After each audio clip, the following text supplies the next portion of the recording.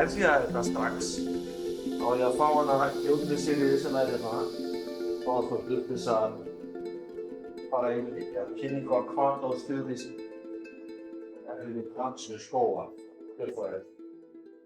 Góðan daginn, Jónína heiti ég og ég var beðin að koma og kynna aðeins nýja reglugerð sem var gefin út fyrir ekki svo löngu síðan og hvernig hún hefur áhrif á svona hvata- og stuðningskerfið hjá okkur Landi og skógi og það svona ýmislegt í henni sem getur verið fróðlegt fyrir ykkur að vita af og svona fá kannski fram umræður Og mér langaði nú kannski bara að byrja á að kynna sjálfa mig aðeins. Ég heiti sem sagt Jónína Sigríður Þorláksdóttir og uppalin í Þistilfirði á bæ þar sem heitir Svalbarð, sauðfjárbúið þar. Bý núna í Reykholti í Borgarfirði og ég er sem sagt líffræðingur og umhverfis- og auðlindafræðingur og byrjaði sem sagt hjá Landi og skógi núna í nóvember bara sem ráðgjafi og gerðist svo, eða var ráðin sem sviðsstjóri sem sagt í kjölfar skipulagsbreytinga núna í janúar. Þannig ég er svona tiltölulega ný í þessu öllu saman og bara að læra inn á ýmislegt og til dæmis í stífri uppfræðslu hjá mínum ráðgjöfum í tengslu við skógrækt þessa dagana. Og já, það er svolítið mikið texti á þessari glæru og kannski svolítið lítill skjár fyrir það sem aftast. En mér langaði bara svona að byrja aðeins að tala bara hvernig við erum að gera hlutin í dag og skógrækt hjá Landi og skógi, hún náttúrulega aðalega stutt við hana í gegnum fjármögnun, í gegnum skógrækt á lögbýlum sem þið kannist sjálfsagt við, talsvert flest öll. Og þar hefur svona fjármögnun á plöntukaupum og gróðursetningum verið í forgangi undanfarin ár. Og bara svona til að gefa ykkur svona smá tölur þá voru í fyrra gróðursettar 3 milljónir plantna og svona til samanburðar við það sem verið að gera hjá stofnuninni í heild þá það svona 4,5 til 5. Þannig að þetta svona ansi stór hluti. Og þetta svona helgar svolítið af því að við höfum verið með dálítið mikið af uppsöfnuðum, við gefum svolítið stóra svona samninga við gróðrarstöðvarnar plöntukaup sem við erum svona að ná að klára og þess vegna hefur verið minna til þess að styrkja umhirðu en við gerum það engu að síður. Í fyrra þá var styrktir 160 hektarar á snemgrísun og þetta fer mest á Austur- og Norðurland þar sem störfin bara orðið mest. En það þarf virkilega að bæta hér í eins og við sjáum bara. Það er komið mjög mikil umhirðu þörf út allt land og sérstaklega í tengslum við furuskógana og þetta örugglega eitthvað sem þið þekkið að það þarf náttúrulega að fylgja hlutunum eftir til þess að skógarnir okkar verði sem bestir og nýtist sem best miðað við þau markmið sem við erum að setja okkur. En svo erum við líka með slóðagerð og girðingar og það hefur verið frekar lítið sem hefur verið náðst að styrkja í því og það hafa verið svona, allavega náð ekki 50 milljónum í árið 2025, þannig að það talsverð innviðaskuld líka í þessu. Og svo höfum við verið með annað verkefni sem svona lítið sem þið kannski kannist við af því að það eru félagasamtök og svona sem hafa verið að sækja í það og það vorviður og þá þetta í rauninni ekki fjármögnun beint eða styrkir heldur plöntum úthlutað beint til umsækjenda. Og það voru plöntur sem úthlutað fyrir 3,6 milljónir á síðasta ári. En það hefur svona farið minnkandi þetta umfang bara út frá breytingum á þessu verkefni og við erum svona að skoða hvernig við náum að koma þessu svona í betri farveg bara í öllu öðru sem við erum að gera. Síðan, bara til að nefna þá erum við líka með verkefni sem að snúa meira að landgræðslu eins og Landbótasjóður og Bændur græða landið, en þar hefur í meira mæli verið að úthluta birkiplöntum í tengslu við þau verkefni. Þannig að fólk getur líka, það eitt af aðgjörnum sem að fólk getur beðið að fá birkiplöntur í gegnum það. Svo við komum síðan að þessari reglugerð sem var gefin út núna bara snemma á þessu ári og ef við skoðum bara markmiðin með þessari nýju reglugerð þá þetta sem sagt í rauninni hugsað til þess að sameina verkefnin okkar sem að snúa að skógrækt og landgræðslu yfir í eitt kerfi og það markmiðið að styðja verkefni og framkvæmdi á vegum einstaklinga, félagasamtaka, sveitarfélaga, fyrirtækja eða annarra í landgræðslu og skógrækt, bara samkvæmt lögum landgræðslu og skógrækt Og þetta svona opnar dálítið mikið fyrir það hverjir geta í rauninni sótt í þessa sjóði. Þannig að þetta er aukið aðgengi í rauninni fyrir fjölbreyttari hóp hagaðila sem þessi reglugerð hefur í för með sér. Og svo líka annað sem er áhugavert að skoða varðandi styrkhæf verkefni og þar kemur til dæmis fram að umsækjendur skulu vera umráðahafar viðkomandi landsvæðis en það er ekki sérstaklega að tala um lögbýlisrétt hérna. Þannig að það er ekki rætt um það sérstaklega í þessari reglugerð. Þannig að það er annað sem að maður getur horft á við nánari útfærslu. Af því að skógrækt á lögbýlum heitir þetta, skógrækt á lögbýlum. Þannig að þetta opnar svolítið mikið. Og hvaða verkefni er verið að styrkja inn í þessari reglugerð og það eru bara í rauninni nær þetta bara utan þessi gömlu verkefni sem við erum með. Þannig að við erum með endurheimt votlendis og birkivistkerfa sem er svona landgræðslu megin og landgræðsla og varnir gegn landbroti. Og svo eru þetta hagaskógar, skjólundir, útivistarskógar, landgræðsluskógar, skjólbelti og skjólundir, ég hef búin að segja það. Og svo nýræktun skóga og skógar umhirða. Og þetta er allt saman verkefni sem eru nú þegar styrkt í gegnum skógrækt á lögbýlum. En bara núna með þessar reglugerð er þetta aðeins opnar umhverfi. En svo er líka eitthvað nýtt sem kemur inn í þessa reglugerð og það er að það sé hægt að fá til dæmis styrki sérstaklega fyrir fræðslu, vöktun og samfélagsverkefni sem er svolítið áhugavert. Heildstæðar landnýtingaráætlanir sem ég er svolítið spennt fyrir. Þannig að þá getum við skoðað öll þessi verkefni sem við erum með í meiri samfellu. Og svo er verndun kolefnisríkra vistkerfa og vistkerfa sem eru mikilvæg vegna líffræðilegra fjölbreytni. Þannig að þetta er svona eitthvað sem við höfum líka eftir að skoða hvernig erum við að halda utan nú þegar, hvernig samræmist þetta öðrum verkefnum sem við erum í og hvernig svona getum við tengt þetta betur saman. En svona aðalskilaboðin hérna er kannski bara að það er í rauninni verið að smíða svona svolítið sameiginlegan ramma fyrir öll hvata- og stuðningsverkefnin í landgræðslu og skógrækt og í rauninni er þetta ekki að þýða að það sé neitt minna umfang í stuðningskerfin okkar en það er bara svona verið að leita leiða til þess að auka samlegðaráhrif á milli verkefna. Og mér langaði bara svona aðeins af því að nú kemur þetta svona, það er verið að sameina þetta styrkjakerfi svolítið á sama tíma og við erum að fara í þessar skipulagsbreytingar hjá Land og skógi. Þannig ég ætlaði bara svona aðeins að minnast á það. Og af því að þessi reglugerð hún svona rímar svolítið við þessar breyttu áherslu sem þessar skipulagsbreytingar hafa líka í för með sér. Og núna í lok síðasta árs þá var gefin út ný stefna fyrir stofnunina og það var stokkað upp skipulagið hjá okkur, þannig að góðan daginn. Já, þannig að núna er í stað 5 kjarnasviða, þá eru núna 3 sem eru þessi þjónusta, ráðgjöf og umbreyting sem að ég er sviðsstjóri yfir og við erum svona ennþá að velta fyrir okkur hvað umbreyting þýðir en við komast kannski einhvern tímann niðurstöðu um það. Svo er rannsóknir, vöktun og árangur og þar er hún Bryndís Marteinsdóttir sviðsstjóri og svo þjóðskógar, lönd og innviðir. Og svo eru þessi stóðsvið en það eru í rauninni 2 núna í staðinn fyrir 3 áður. Þannig að þetta er svona yfirbyggingin er aðeins minni en sviðin eru þá stærri og hugmyndin er svona að dreifa meira ábyrgð og tengja kannski saman meira fagsvið. Og þið bara stoppið mig bara hvenær sem ef þið eru með einhverjar spurningar um þetta eða einhverjar vangaveltur. Það er bara að gera. Það er kannski svolítið torf með þessar skipulagsbreytingar en en það er ágætt að svona pæla í þessu af því þetta svona passar við þessar breytingar líka í laga- og reglu umhverfinu. Og mitt svið, það er þjónusta, ráðgjöf og umbreyting.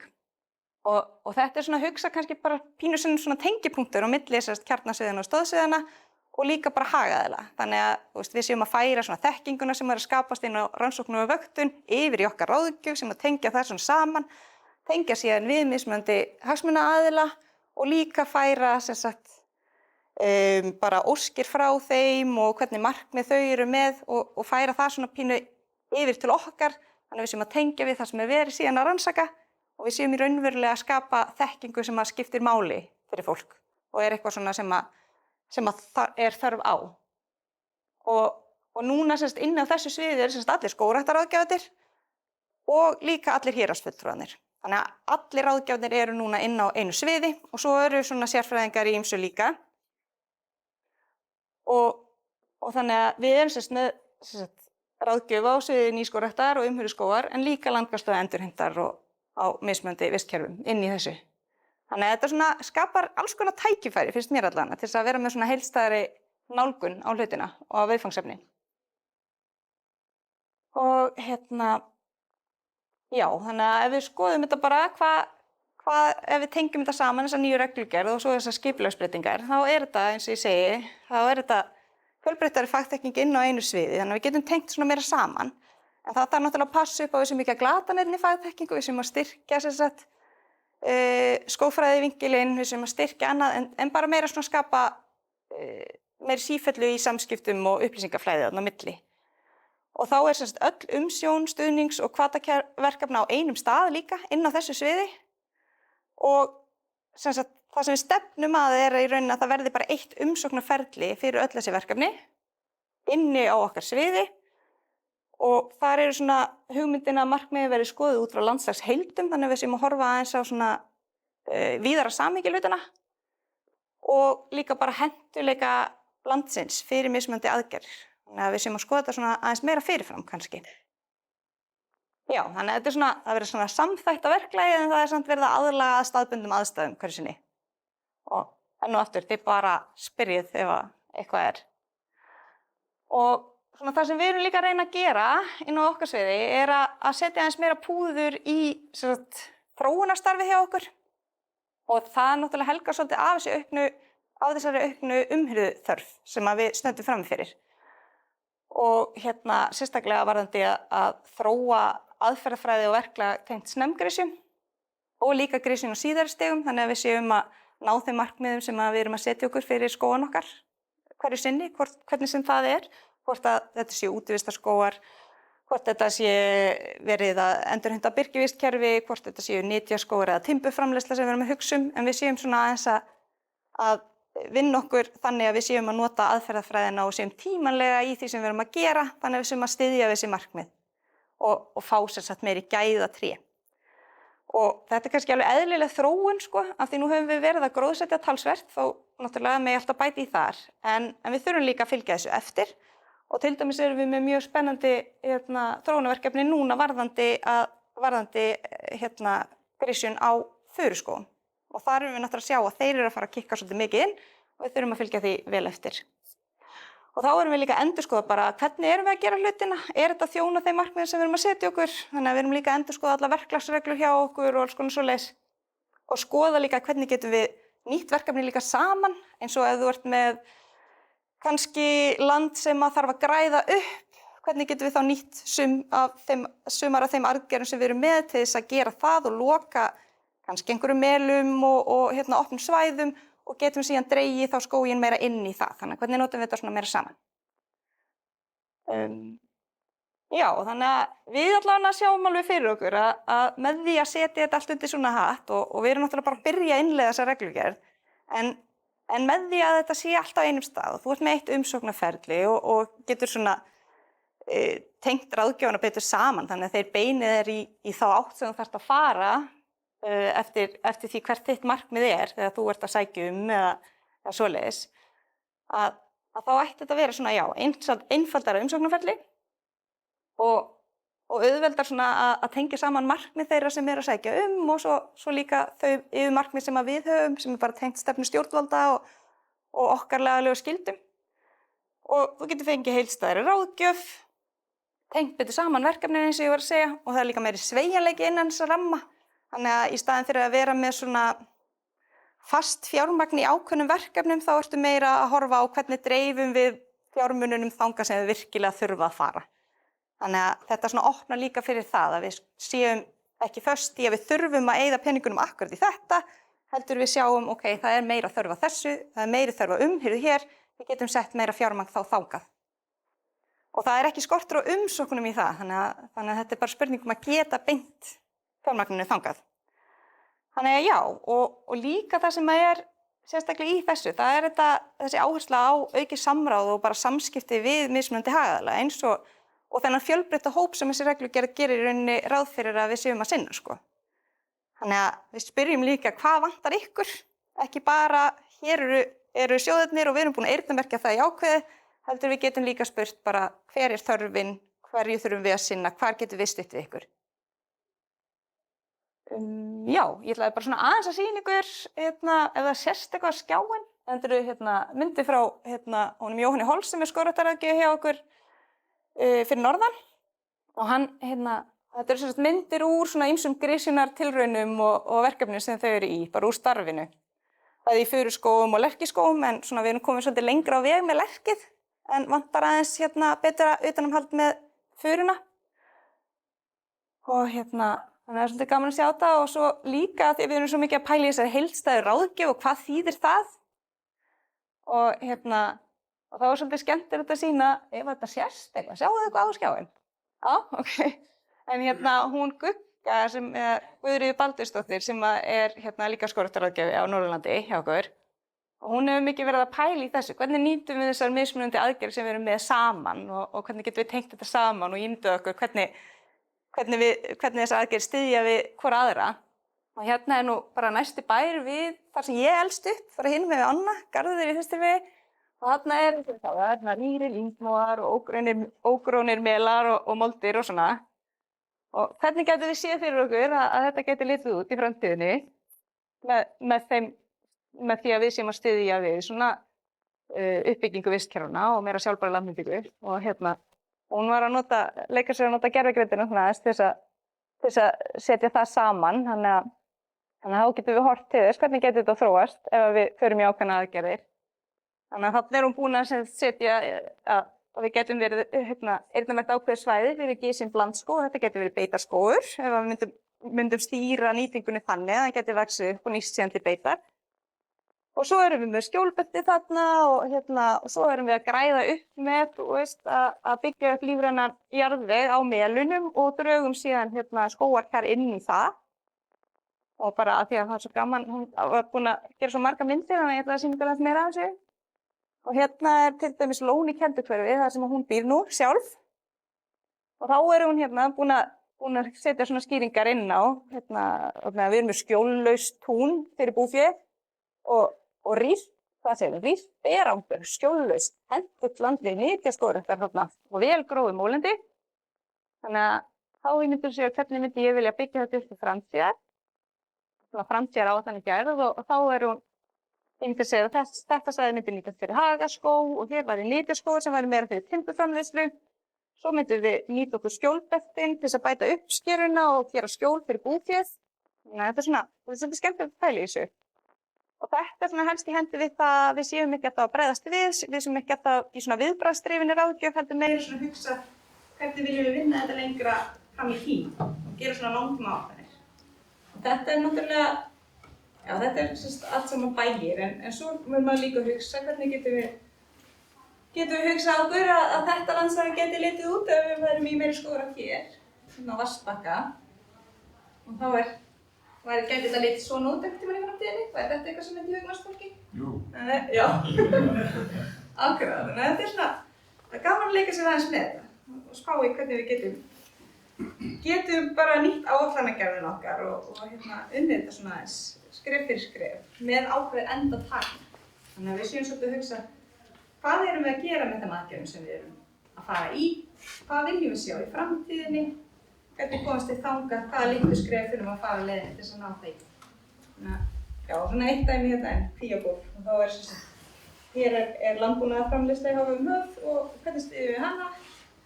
Þá getur þetta litið einhvern veginn svona út að við bætum við skjólbeltum og förum í nytjaskógrækt í rýra móanum þarna í hallanum fyrir ofan. Timburskóg þar. Og svo náttúrulega því við erum líka í endurheimt vistkerfa og þá var á fyrir myndinni þá er framræst votendi sem ekki verið að nýta í neitt og hér er búið að endurheimta það en þú ferð í aðra aðgerð líka til að styðja við. Og þetta var mjög skemmtilegt, þið voru kannski mörg hver á fagráðstefnunni daginn. Það var svolítið skemmtilegt erindi sem hún Olivia var með frá Skotlandi. Þar sem þau eru í rauninni með miklu stærri svæði undir heldur en við erum með og að skipuleggja svona út frá landsvæði heildum meira innan þess ramma. Það kannski rýmar svolítið við það. En já, bara svona hvað framöndan í okkur varðandi innleiðingarferlið og við erum náttúrulega bara rétt að byrja á þessu verkefni. Við erum náttúrulega bara í þessum skipulagsbreytingum líka og við erum bara að finna taktinn í því teymisvinnunni og svona ná betur að vinna saman og það gengur bara vel og ég finnst svona flesti vera nokkuð bjartsýnir. Þannig að við höldum okkur í rauninni við þann ramma sem við erum með núna fyrir þetta ár en erum leið að skoða hvernig við breytum kerfinu þannig að það verða breytingar fyrir næstu úthlutanir. Og við bara svona til þess að leggja áherslu á það þá erum við að hugsa þetta sem samfellu. Þannig að við erum ekki að reyna að finna upp hjólið, við erum að reyna að þróa og einfalda núverandi kerfi og auka sveigjanleika innan þess. Þannig að leið eins og skiptir máli hér í þessum hóp að það líka verið að opna fyrir fjölbreyttari hóphagaðila inn í þessu nýja kerfi. Þannig að það sem við erum að fara að gera bara svona sameina hvernig erum við að gera hlutina tengja betur saman þannig að við séum með verklagið á hreinu, hvernig við ætlum að fylgja þessu eftir. Við erum að smíða nýtt umsóknarferli, góðan daginn. Og þannig að það verði svona ein gátt og það verði skýrari leiðir fyrir okkur að fara eftir því hvaða markmið við höfum í okkar landnýtingu og skoða líka þetta eins og ég búin að vera sýningu varðandi að ráðgjöfin byggist á að við séum að skoða landslagsheildir í meiri mæli og líka bera saman við hvað markmið landeigenda og hérna stend ég landeigenda en þetta náttúrulega bara þeirra umsækjenda sem koma inn af því að í nýju reglugerðinni þá þarftu að vera umráð hafi lands en ekki endilega eigandi. Og já, og svo erum við bara að útfæra forgangsröðunina og hvernig við ætlum að útfæra samkvæmt þessari reglugerð. En allavega þá þetta eitthvað sem við erum að horfa til á næsta ári. Þannig að við keyrum á verkefnin í núverandi mynd núna. Þannig að, já.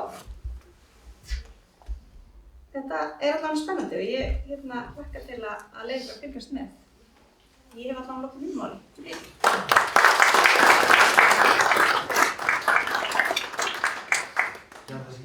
Þetta er mjög fróðlegt. Ég er vissum allir hafi séð nógu vel.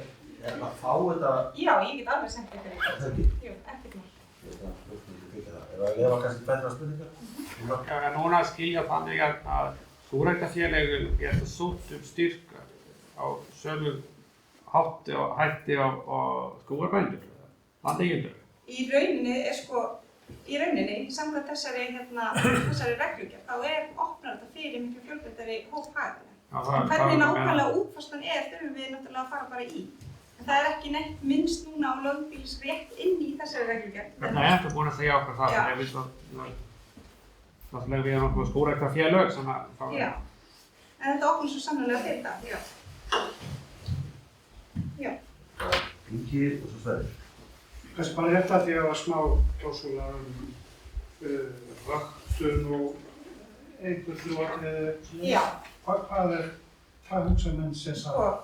Þetta snýst kannski svolítið að því og allavega eins og ég sé þetta fyrir mér að þetta tengist kannski svona að auka eignarhald fólks á verkefnunum sínum. Þannig að þeir sem eru að fara í þessar aðgerðir kannski tengjast meira við að fylgja þeim eftir.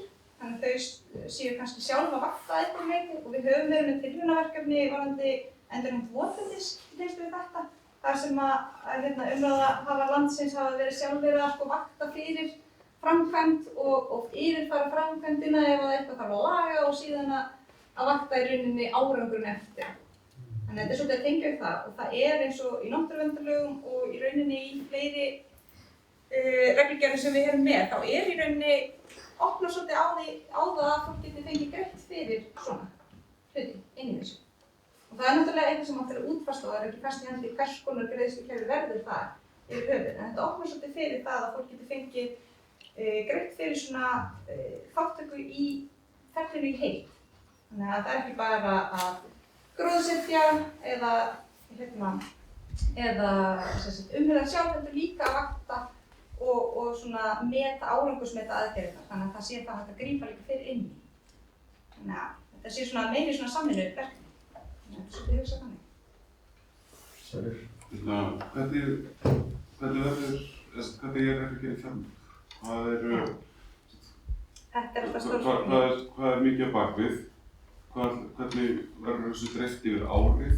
Og ætlið þið að ákveða, ætlið þið að setja ykkur stefnu skiptingu innan þessara sviða fyrirfram eða þið að meta það út frá umsóknunum eftir? Sko, eins og þá eru inn í þessu hvata- og stuðningskerfi okkar Það í rauninni bara 2 verkefni sem eru svona á föstum fjárlögum. Það eru skógræktarlögbýlin og það eru 444 milljónir undir og hefur verið undanfarin ár, bara staðið rauninni. Og svo það Vatnið gegn landbroti sem á sér fjárlög. Svo hin verkefnin hafa öll komið bara af ekstra fé stofnunar. Þannig að það gert ráð fyrir að við sinnum ákveðnum verkefnum en það bara svona ein púlja.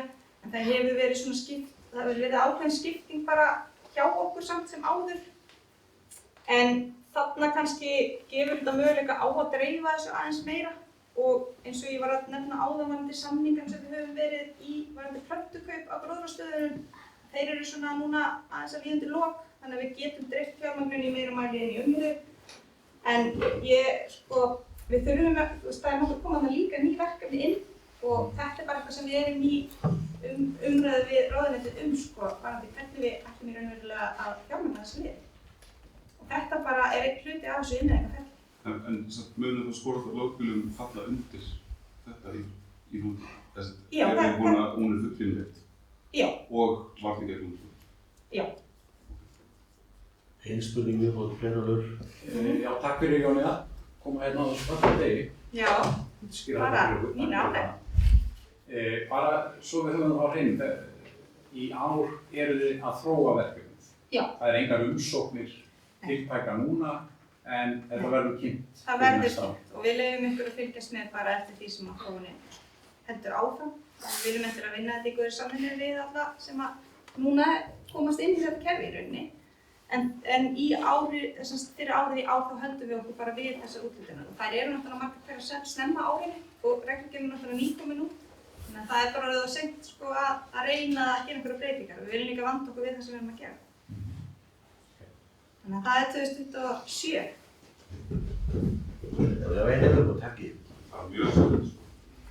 Nú veit ég að maðurinn þinn er að vinna mjög skemmtilegt verkefni líka. Já. Gaman að skoða svona heildræna baka og þetta er eitthvað sem maður er alltaf séð fyrir þessu eitthvað að landbúnaður og fleira tali saman og er eitthvað við að vinna með þetta í tengslum við þá fæðuöryggi líka því nú er mörg sveitafélög að banna ræktun í ræktarlandi sem að væri upplagt fyrir gæðatrý og þess að það er verið að vinna þessi verkefni saman þar að segja til dæmis kornræktar þróun og manneldis í samræmi við þetta. Það er alveg gaman að segja frá því að við erum farin að vinna meira, við erum búin að vera auka saman við bændasamtök. En það hvernig við getum alltaf það sem við erum að gera, að tala betur saman við það sem þau eru að gera og það sem þau eru að agitera fyrir Og það tengist náttúrulega bara klárlega inn á það. Og við sjáum það líka eins og varðandi umsóknir í skjólbeltarækt og skjólundi og svoleiðis að það hefur aukist mjög mikið Það endrar bara út af þessum fæðuöryggismálum líka. Þannig að já, þetta tengist allt saman og við reynum líka að tengja við allt sem er að gerast hjá landbúnaðarháskólanum og öðrum sem er að skoða þessa hluti. Þannig að það sé ekki alveg inn í þessu, en þá munir þetta allt sem að tengjast saman. Kæra þakki, Jóníða. Já. Það er komin á að vera.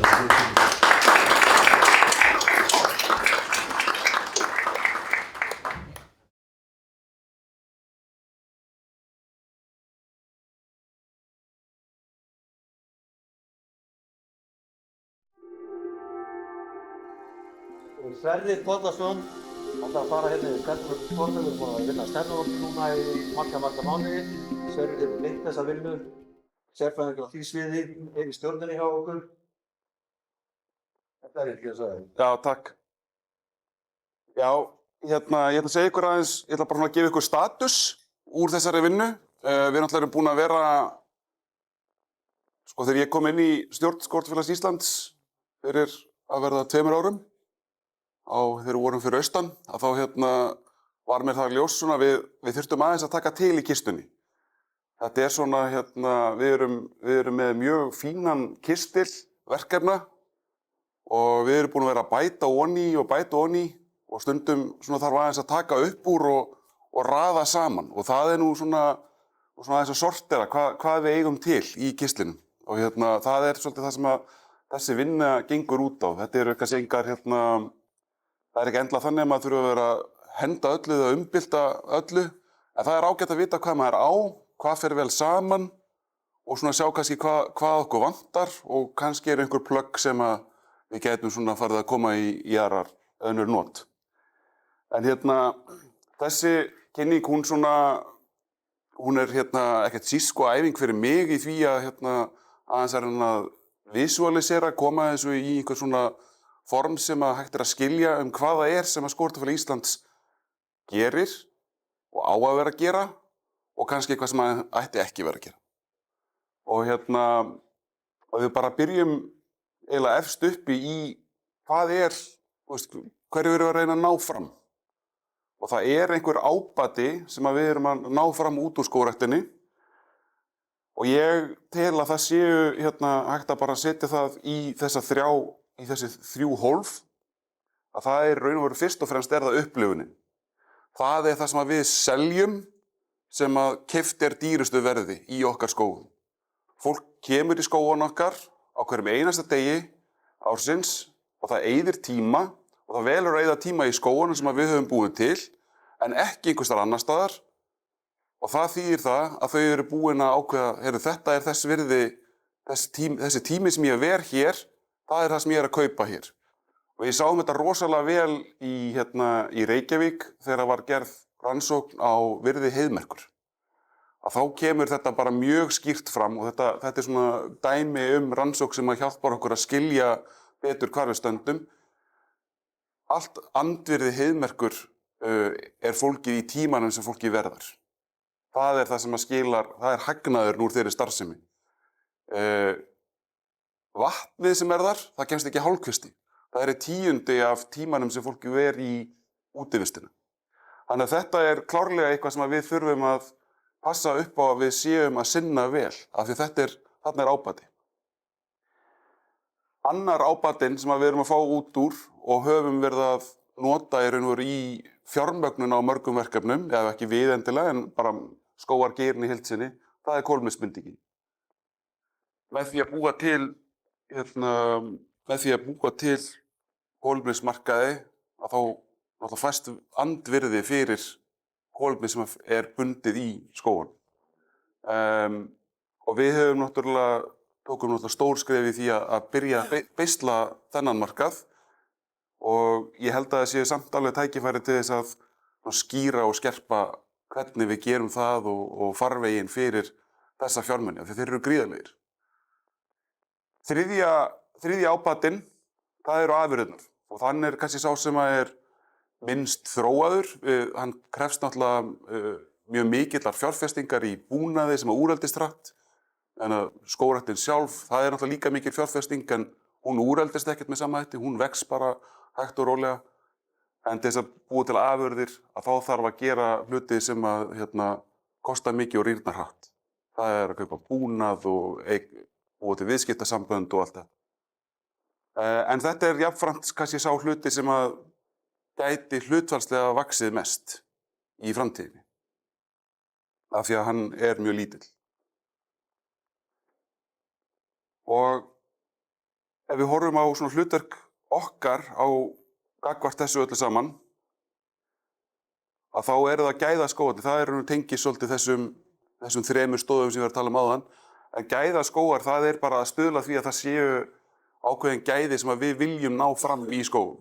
Við viljum ná fram góðri útivist, við viljum ná fram góðri afurðavinnslu, að við séum að búa til, sérstaklega í skógræktarfélögunum, við séum að búa til þessa gæðaupplifun í nágrenni við það sem fólk býr. Hinn þátt, ég ætla að fara síðan, fara í þriðja liðinn sem er að styðja við skógræktarfélögin. Það er svo margt sem að, þetta er víða orðin viðkvæm starfsemi og það er oft sem að félög eiga í erfiðleikum bara með að banna sínar stjórnir víða land. Annars staðar gengur rosalega vel. Það er orðin, það er aðeins að draga svolítið í sundur og þarna þurfum við hjá Skógræktarfélagi Íslands að stíga inn í og hjálpa til við að styðja við þau sem eru að vaxa hratt og mikið.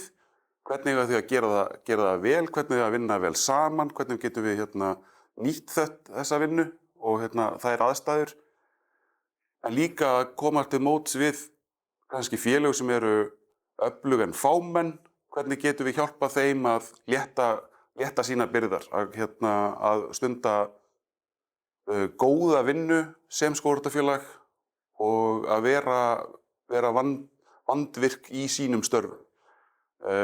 Ég nefni bara sem praktískt dæmi, ég hef svolítið áhyggjur af því að sums staðar séu kannski lítil félög sem eigi á hættu að verða stolið.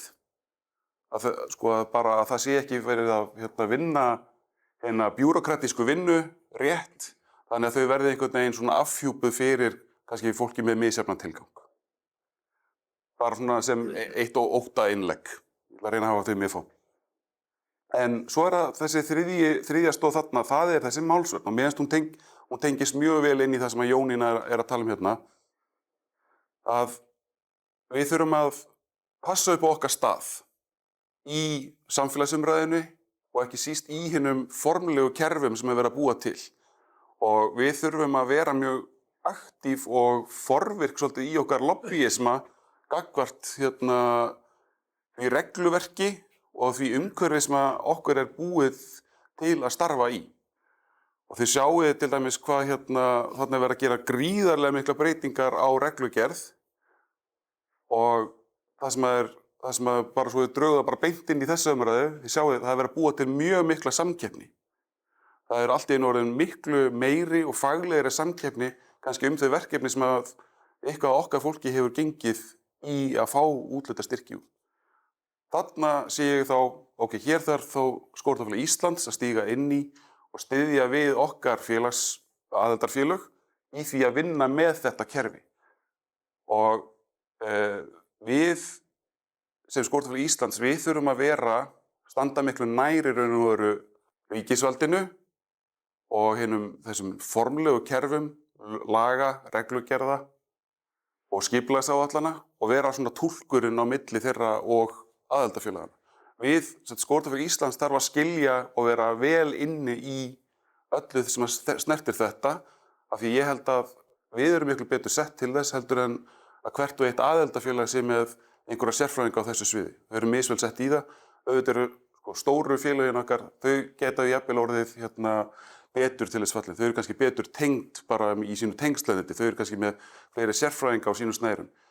En þá segi ég, Skógræktarfélag Íslands á þó að ganga inn og hjálpa til við að finna þessa þræði, hjálpa að finna þessa sérfræðiþekkingu og miðla henni inn til annarra félaga. Þannig að allir standi svolítið jöfnum fótum í þessu og ekki bara það að við séum að vinna vel með kerfin, heldur líka að vera sterk rödd hvernig þau eigi að breytast.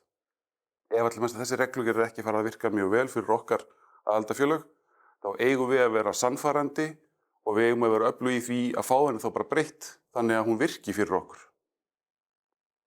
Það það sem ég á við með málsvörn. En það á líka við ýmislegt sem að snýra að almenningsálitinu.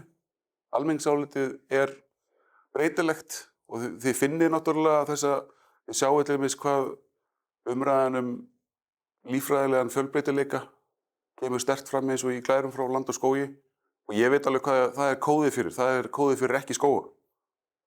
Þannig það bara. Og en við þurfum þá líka að kunna að snúa upp á þessu umræðu og við eigum að reyna að móta hana og beisla hana og segja skógar eru líffræðilega fjölbreytir. Birkihríslur eru ekki endurheimt á neinu. Þeir eru bara eitthvað gamalt minni sem á ekkert skylt við hinn upprunalega skóga á Íslandi. Við þurfum að vinna með þessa, við þurfum að breyta svolítið þessari, við þurfum að taka þessa umræðu svolítið svona föstum tökum. Skógræktarfélag Íslands stendur náttúrulega á tveimur stoðum. Það eru félagarnir, það eru aðildarfélögin okkar og fólki sem starfar í þeim og öll starfsemi sem þar fer fram. Þess vegna þurfum við að hlúa vel að því og svo náttúrulega bara fjárhagur félagsins. Allt kostar þetta peninga og við þurfum að tryggja á það að við förum vel með peningana sem koma inn og fáum þá peninga inn sem við þurfum. Saman myndar þetta ágæta tré. Að það eru þessir þrír þættir sem ég nefndi fyrst. Það eru þessi verkefni, þessi svona 3 verkefnasvið sem við erum að vinna með og þessar stoðir sem eru félagarnir Og við þurfum svolítið okkar verkefni í stjórn að vinna með það hvar viljum við styrkja greinar og stofna, hvar viljum við stækka, hvar þurfum við kannski að minnka og og okkar góða starfsfólk framfylgi svo þeirri stefnu. En það blæs svolítið á þetta tré og ég nefni hérna bara fyrst að það neikvæð umræða skógrækt. Jafn ótrúlegt og það virðist. Og sumt af því komið svolítið í þann farveg að maður trúir eiginlega ekki hvernig fólk gat farið svona villu vegar. Þið munið nú eftir því þegar var verið að fella skóg í Öskjuhlíð. Góðu heilli að þá nú sá skógur reyndar að fara að verða húsi austur á landi sem að mér finnst mjög merkilegt og skemmtilegt verkefni. En þá byrja fólk allt í einu fólk byrja að tala þetta ekki allt of mikill skógur í Öskjuhlíð? Og það eins og fólk muni það ekki, og það náttúrulega kannski skiljanlega mann það ekki, að þetta var náttúrulega bara örfoka melur, þetta var mold og moldrokið stóð ofan af Öskjuhlíð inn yfir Reykjavík gömlu, þangað til að skógurinn kom til að binda hana. En einhvern veginn virðist fólk halda að þetta hafi bara birst af sjálfu sér, en þetta náttúrulega vinna. Og þetta róttæk umhverfisvernd. Það það sem við eigum að vera einbeitt okkur að. Það þetta með lagasetningu, reglur og skipulag. Við erum að sjá núna að það væntanlega verður fest í lög að allar skógræktar framkvæmdir sem að fara yfir 100 hektara fyrir að fara í umhverfismat. Eða sé allan að matskildar. Og það gríðarlegur kostnaður. Og ég velti því fyrir mig til dæmis varðandi þessa reglugerð sem við varum að kynna fyrir okkur áðan. Munum við geta sótt þar til þess að fá mat- og umhverfisáhrif. Það getur kostað 20-30 milljónir að gera mat- og umhverfisáhrif. Þannig að það mikið að vinna þar. Og stundum þurfum við bara að takast á við hlutina eins og þeir eru. Það mér finnst mjög oft í okkar störfum að við séum að tala hluti eins og við myndum vilja þeir væru. En stundum það maður bara líka að horfast yfir hvernig þeir eru og vinna með það. Og kannski vera svolítið kreatífur með það. Af því að ríki getur ekki sagt ég allt að fara í mat- og umhverfisáhrifum og vera svo hissa þegar að kostnaður á öll skógræktarverkefni ríkur upp úr öllu valdi. Og við þurfum kannski bara að ganga fram með að sýna það og vera svolítið svona skýr í okkar skilaboðum varðandi það.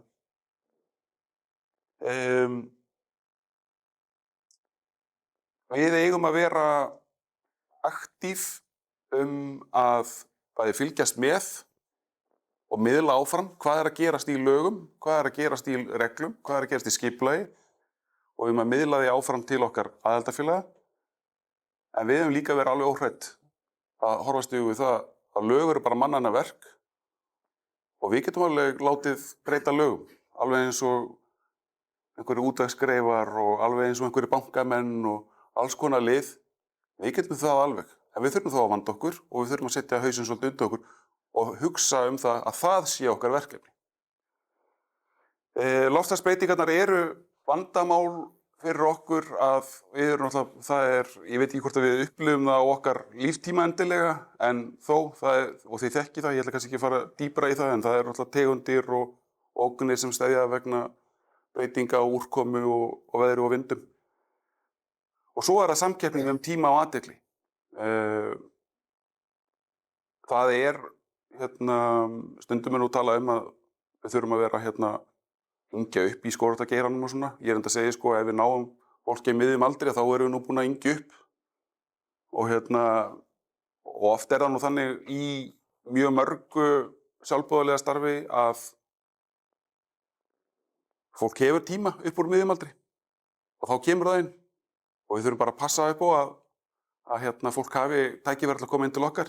En það eru fleiri, það eru svona tækifæri líka falin í svona að horfa á hverja við viljum að taka þátt í þessu. Ég tek eftir við eigum nú orðið mjög stóran hóp innflytjenda frá skógarlöndum. Bæði við Eystrasalti og í Póllandi. Þetta fólk getur alveg komið til liðs við okkar hreyfingu og lagt margt gott að mörkum. Og við höfum tækifæri til þess að vinna með skógarmenningu annar landa. Við getum bara flutt hana inn. Við eigum ekki skógarmenningu kannski svona með jafn djúpar rætur og mörg þessara landa. En við getum held ég alveg búið til verkefni sem snúa að því að innleiða það hjá okkur. Og ég held að það geti verið bara mjög áhugavert. Af því ég veit að í mörgum geirum, íþróttum og ýmsu menningarstarfi að þá eru þetta bara mjög mikilvægur mannauður í sjálfboðastarfi. En þess vegna þarf þetta tré að vera fínt. En hvernig tökumstu á við þetta? Sko, ég upplifi það þannig að þessar lykilstoðir, að þær geti orðið tekjuberandi verkefni í okkar störfum. Kolefnisbindingin, það er verkefni sem við erum að sinna í gegnum kolfið. Það er þá okkar verkfæri til þess að ná inn fjármunum þar. Upplifunin, þar eigum við tækifæri í því, finnst mér, að nota opinn skóg sem verkfæri þess að sækja fjármuni. Ég hef kannski ekki farið, ég hef svona rætt það svolítið með stjórninni, hvernig við getum endurstartað verkefnum opinn skóg. En í grunninn að þá held ég að þar sé alveg gríðarleg tækifæri. Þetta er ágætis vörumerki, opinn skógur. Það eru einhverjir sem þekkja það. Og nafnið er gott af því það er mjög skýrt, það segir manni eitthvað strax. En ég held að Skógræktarfélag Íslands geti mótað mjög svona gott verkefni í kringum opinn skóg sem við getum fengið fjármuni inn í gegnum styrki frá bæði opinberum og einkaaðilum. Og við getum meira segja búið til kerfi í kringum opinn skóg þar sem að fólk fær, og fólk er oft mjög glatt við það, að leggja sitt að mörkum. Það geta fengið að borga fyrir að það fékk að fara á gönguskíði á tróðinni braut eða það fékk að fara í námskeið í sveppatínslu. Við getum orðið svona greiðslumiðlun í raun og veru í gegnum opinn skóg. Þetta er kannski svolítið torrætt eins og ég segi frá þessu núna, en í grunninn þá held ég að opinn skógur ætti að verða okkar gæðakerfi góða útivistarskóga. Við eigum að skilgreina hvernig lítur góður útivistarskógur út og svo eigum við að vera sá aðili sem segir, kæra skógræktarfélag hér, myndu þið vilja, ef þið viljið að ykkar skógur sé metinn sem gæða útivistarskógur, þá er þetta kröfurnar sem við ætlum að gera til ykkar og við síðan metum það hvort að þetta standist nú í gjöruglega. Og þannig hjálpum við líka kannski mörgum minni skógræktarfélögum að forgangsraða sínum verkefnum og skilja betur út af hvað þau þurfa að verja sínum tíma í til þess að gera sína skóga betri fyrir útivist, sem er þessi stóri ábati. Og svo er það afurðirnar. Það er svona, okkur vantar raun og veru verkfæri fyrir afurðavinnsluna. Við höfum verið að ræða hvort að viðarmiðlun sé svoleiðis verkfæri og það verkefni. Við þurfum þá að tryggja okkur að við eigum hlut í því og stýrum því og höfum eitthvað það að segja og ekki síst náttúrulega finnum leið til þess að gera þetta að tekjuberandi verkefni. Af því allt kostar þetta peninga, og ef við fáum ekki peninga þá getum við gert neitt.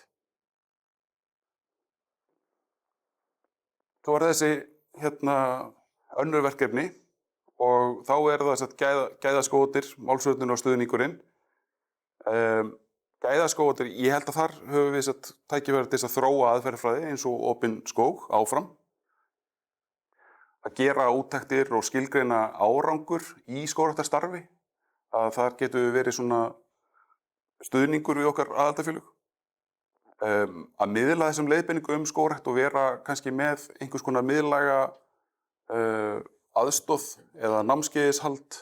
Það sem kannski það er ekki hægt, af því ég veit að stóru félögin gera þetta mikið sjálf.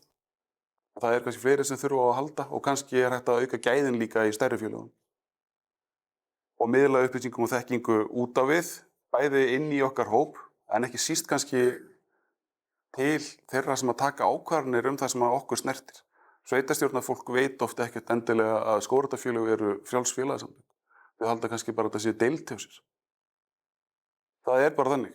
Ég veit alveg það, ég hef heyrt það hjá Reykjavík, það hafa komið menn með miklar hugmyndir það að fara að skera niður í rekstri Reykjavíkurborgar og vilja bara leggja af skógræktarfélag Reykjavíkur. Ok, takk fyrir. Það virkar ekki alveg þannig. Í málsvörninni að þá þurfum við að efla okkar stöðu í samtalinu skóga og náttúruvernd. Við erum svolítið passív og við þurfum að taka svolítið meira til okkar og við þurfum líka kannski að hætta að vera alltaf í reaksjón. Og við getum líka sinnt kannski okkar umsagnar hlutverki allt það sem að gerast af meiri festu. Við getum aðstoðað betur við að búa til bara til dæmis stöðluð svör þegar verið að bregðast við breytingum og skipulagi. Það sem verið að mótmæla því að komi skógar. Skógræktarfélag Íslands á náttúrulega bara eiga bara banka af svör sem eru vel útfærð, vel rökstudd og það sem við getum kannski byggt upp einhverja sögu í kringum þessi svör víðar. Þannig að þegar fólk sér línurnar frá okkur í umsögnum, að þá skilur það hvaðan það kemur. Af því við erum búin að byggja upp einhvern þráð, eitthvað samtal. Við eigum líka að vera óhrædd við það bara að móta tillögur. Ég nefndi það á síðasta aðalfundinum okkar að mér finnst við þurfum að gera gangskör í því að kortleggja efnahagslegt virði skóga og allt það hagkerfi sem að fylgir skógunum. Af því að á þeim grunni að þá getum við farið að tala af hverju við viljum gera ákveðna hluti og af hverju þeir eiga að ganga vel.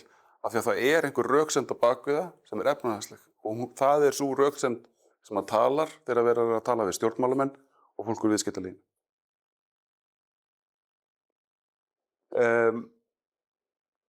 Mér finnst að við eigum líka að hafa innan okkar ranns öflugan hóp sem að skilur lögfræði.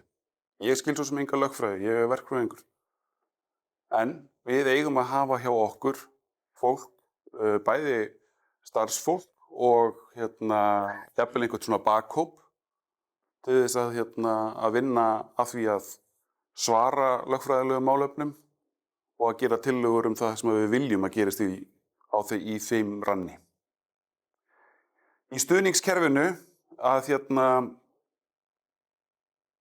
ég held að bara með því aðeins að formgera margt af því sem við gerum, að draga það að skýra fram hvað það sem að við gerum, af hverju við gerum það, hvernig við gerum það og að búa til svona,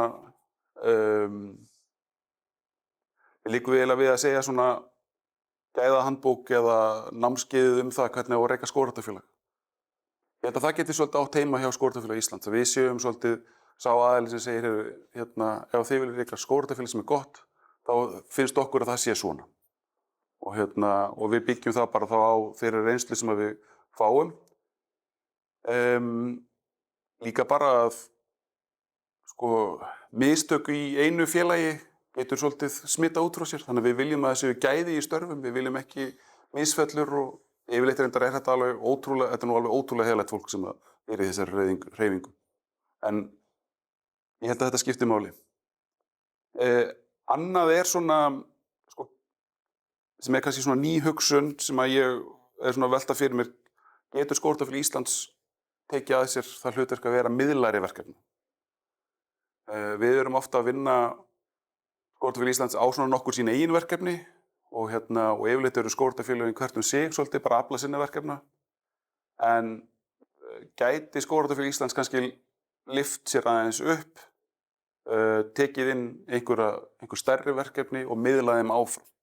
Að við séum svona, ef við náum að skilgreina svolítið góð verkefni sem að fá kannski góða styrki eða seljum inn í einhver verkefni, getum við komið þeim áfram út og hugsað okkur meira sem svona miðlun frekar heldur en framkvæmdaraðila. Og svo held ég sé mjög mikilvægt að við getum greint skýrt og skilmerkilega frá eins og við svo sem gerum að hlut til í okkar áskýrslu en kannski getum haldið bara áfram að þróa hvernig við birtum upplýsingar og hvaða upplýsingar við söfnum. Hver eru afköstin í þessari hreyfingu? Þau eru alveg gríðarleg. Og samanlagt þegar Skógræktarfélag Íslands tekur saman og segir þetta er það sem hreyfing skógræktarfélaga á landinu hefur áorkað á síðasta ári, á síðustu 5 árum, á síðustu 10 árum. Þetta eru tímarnir sem við höfum varið í verkefni, þetta eru skógarnir sem hafa orðið til, þetta eru afurðirnar sem hafa orðið til, þetta er fólki sem hafa komið og heimsótt okkur. að þegar við birtum þessar upplýsingar að þá þær náttúrulega miklu stærri fyrir allar hreyfinguna í heild sinni og ég held að við getum gert svolítið vel í því að birta þetta, taka saman, vinna með og birta.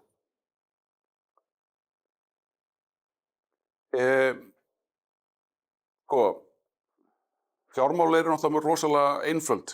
Það náttúrulega bara að minnka kostnaðinn og auka tekjurnar. Það náttúrulega alltaf það eina sem þarf að gera í öllum rekstri.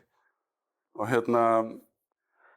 en við þurfum kannski bara svona aðeins að vinna í því að rýna þau verkefni sem við höfum, hvernig standa þau og vera kannski óhrædd við að segja bara já, þetta kannski bara verkefni sem runnið sitt skeið eða horfa á verkefni og segja hér verkefni sem greinilega gæti skila miklu meira og ef við bara syndum því með öðrum hætti. En það eru töluvert af eignum í okkar félagi sem að við eigum að hafa kannski skýrari hugmynd hvernig við beitum og nýtum og hvað við viljum fá út úr þeim.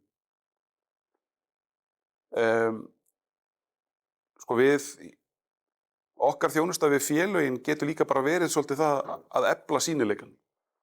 Það svolítið erfitt að þegar svona lítil félög eiga erfitt með að koma hlutum á framfæri, það kannski ekki alltaf það sem að stóru félögin að gera kannski svolítið lókalt og kannski vekur ekkert endilega sömu hughrif allt land, en við getum alveg nýtt svolítið það sem verið að gera orðið svolítið góð svona fjölmiðlaskristofa það að segja frá öllu sem að vel gert og gengur vel.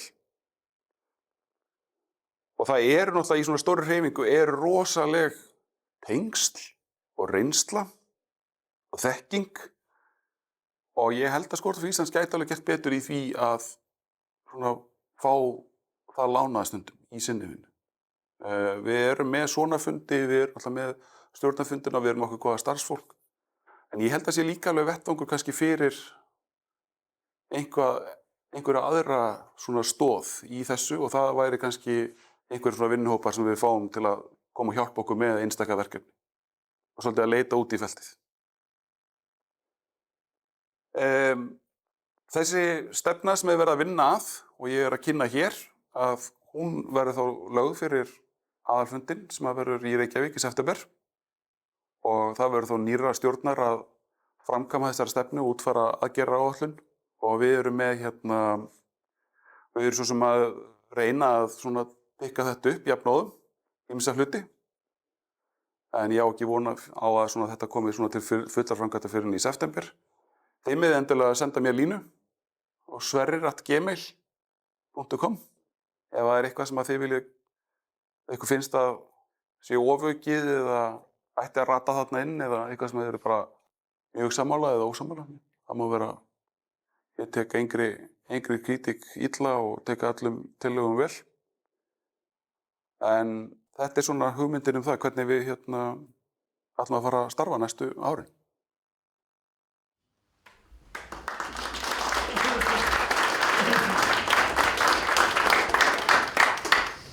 Kæra þakkir fyrir þetta, Sverrir.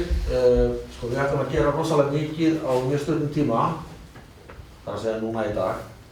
Það er komin aðeins fram fyrir tímann, eðlilega, en þá bara göngum við á matatíma. Þurfum ekki að borða við nærumst náttúrulega bara eins og trén á ljósinni. En ef það leyfa nokkrar spurningar. Það eitthvað. Ekki einhverju sem að hafa... Gjörðu vel. Ég vil bara segja að ég fyllist bara bjartsýni við að hlusta á þennan fyrirlestur. Bara frábært starf og frábærar hugmyndir. Af því að það hefur verið bara tilfinningir sem að ég hef og margir aðrir í skógageiranum og skógabændur, ég skógabóndi líka, að það er svo mikið deyfð og þetta sé eiginlega alltaf niðurlegu og menn hafi engar hugmyndir hvernig eigi að berjast fyrir hagsmunum skógræktar og þetta. Þannig að mér finnst þetta bara frábærar hugmyndir og ég sé alveg augljóslega að það er hægt að þróa þetta miklu betur og byggja ofan á þetta og mér datt nú bara eitt í hug sem ég ætla að nefna þess að ég staðið upp. Ég er skógabóndi með 120 hektara, ég er búinn að planta í 50, ég er að vera gamall, ég hefur ekki tækifæri til að planta í allt hitt, en þarna er land sem er til með leyfi og öllu það er fullt af svona skógarbændum sem út allt land, sem eru með ónóta land, eru allir í sömu stöðu, þeir eru að verða gamlir, börnin hafa kannski ekki áhuga á að halda þess áfram. Þarna er tækifæri til dæmis til þess að nýta, og það eru ekki umhverfismat, þetta er allt leyfinur fyrir hendi. Þannig að það er hægt að byggja og í samvinnu við skógræktarfélög og aðra að halda áfram og líka opna þetta, eins og mitt land. Ég er með 1,5 kílómetra í þjóðveginn. Ég verði alveg til í að setja göngustíg og opna þarna, trufla mig ekki neitt og fallegt umhverfi. Þannig að það er mörg tækifæri sem hægt er að virkja með samvinnunni milli skógræktarfélaga og skógarbænda. Það er í sambandi við nýjar tegundir í skógrækt.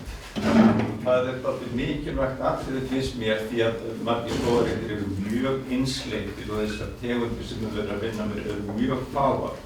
Og þessi erfiða umræða ágengar erlendar tegundir, það er einhvern veginn, hún hljóðnar ekki og það þarf einhvern veginn að takast á þetta. Og það er líka þetta með gróðrarstöðvarnar, þær eru að gíra sig inn á markaðinn sem er mjög tegundarfár og til þess að skapa eftirspurn og að leita að tegundum sem að auðga skógana og því að það er hvað maður að segja að planta viðkvæmum tegundum núna í eldri skógarsafnar sem er komið vistkerfi og ef það er eitthvað sem að getur svona rutt brautina og kannski skapað eitthvað sem að var en er horfið, það er að segja eftirspurn til gróðrarstöðvanna og að framleiðslu á nýjum tegundum. Þetta er atriði sem þarf að huga. Ræddum á einum fundi hérna daginn þá hugmynd að við gætum kannski búið okkur til svona smá áætlun inn í framtíðina svona nýjar tegundir og gætum kannski reynt að koma á nákvæmlega samningi sem við myndum þá reyna að fjármagna fyrirfram og eiga síðan samninga við gróðrarstöðvarnar að framleiða kannski einhverjar 2-3 nýjar tegundir á ári á tegund ársins og þær einmitt færu inn í eldri skóga einmitt af því að þær eru oft kannski nákvæmlega ekki notaðar af því að þær þrífast ekki á berangri og við getum, og þarna, ég hugsaði þetta kannski alltaf, þetta er oft hugsað þessi verkefni svolítið eins og bara svona fljót, að þau bara svona renni og við erum að koma að þessum flúðum og hinum flúðunum. Ég er aðeins kassalægari, það er verkfræði þjálfunin sem hefur kennt mér það, það er betra bara að pakka þessu inn og segja hér er verkefni það að við ætlum að búa til 2-3 tegundir nýjar inn í skógan okkar ári og það er að vera 20.000 plöntur, segjum, af hverri tegund og þá ætlum við bara að búa til pakkan og segja hver ætlar að kaupa þetta, hver vill borga fyrir það að við fjölgum 60.000 plöntur af 3 nýjum tegundum á hverju ári næstu 5 ári. Og svo seljum við það, þá erum við komið með samning sem við getum gert við gróðrarstöðvarnar og svo erum við með okkar kerfi fyrirliggjandi til þess að dreifa áfram. Og þá geta öll félögin sótt þegar við ætlum að setja gullregn í þennan reit, 50 plöntur, 100 plöntur hér og svo höldum við áfram. Þetta er svona kannski verkefnastjórnunar hugsunin sem ég vil kannski innleiða meira í starfsemin okkar. Að allt eru verkefni sem að byrja og enda og svo getur maður bara endurnýja þau ef þau gengur vel eða þá við þurfum ekki eins og að taka ákvörðun að slátra þeim af því þau eru bara búin. Það var 2 uppátæklir og svo Brynjólfur.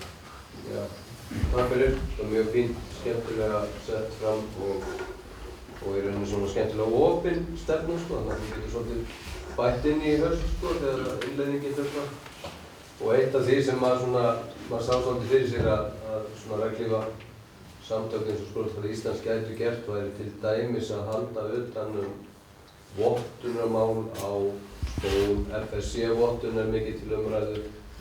Þannig að þegar skógræktarfélögin eru farin að skapa meira af afurðum að þau getur þá í rauninni selt inn á til dæmis burðarvið í hús og annað slíkt eða inn í vottaðar byggingar sem að krefjast FSC-vottunar eða eitthvað sambærilegu.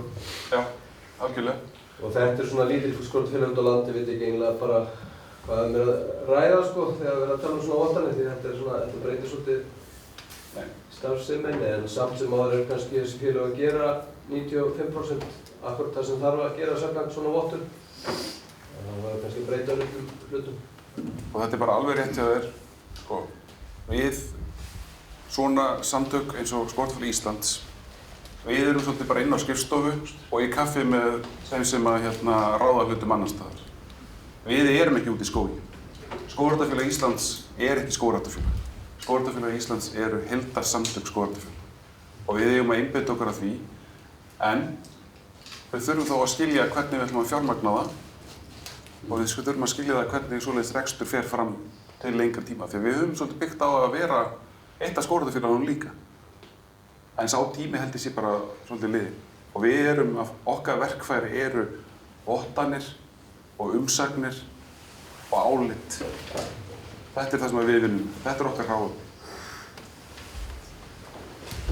Já, takk fyrir þetta, frændi. Það er líka gaman að heyra að Jakob, sem sagt úr hreyfingunni, líst vel á það sem hafi verið unnið hérna undanfarna mánuði, síðastliðið ár. Aðeins það sem Sigurbjörn nefndi, það bara benda á það að það kemur mjög vel fram hvernig þessu hefur verið breytt hjá Landgræðsskóla núna, hjá Hlyn í hans fyrirlestrarverki.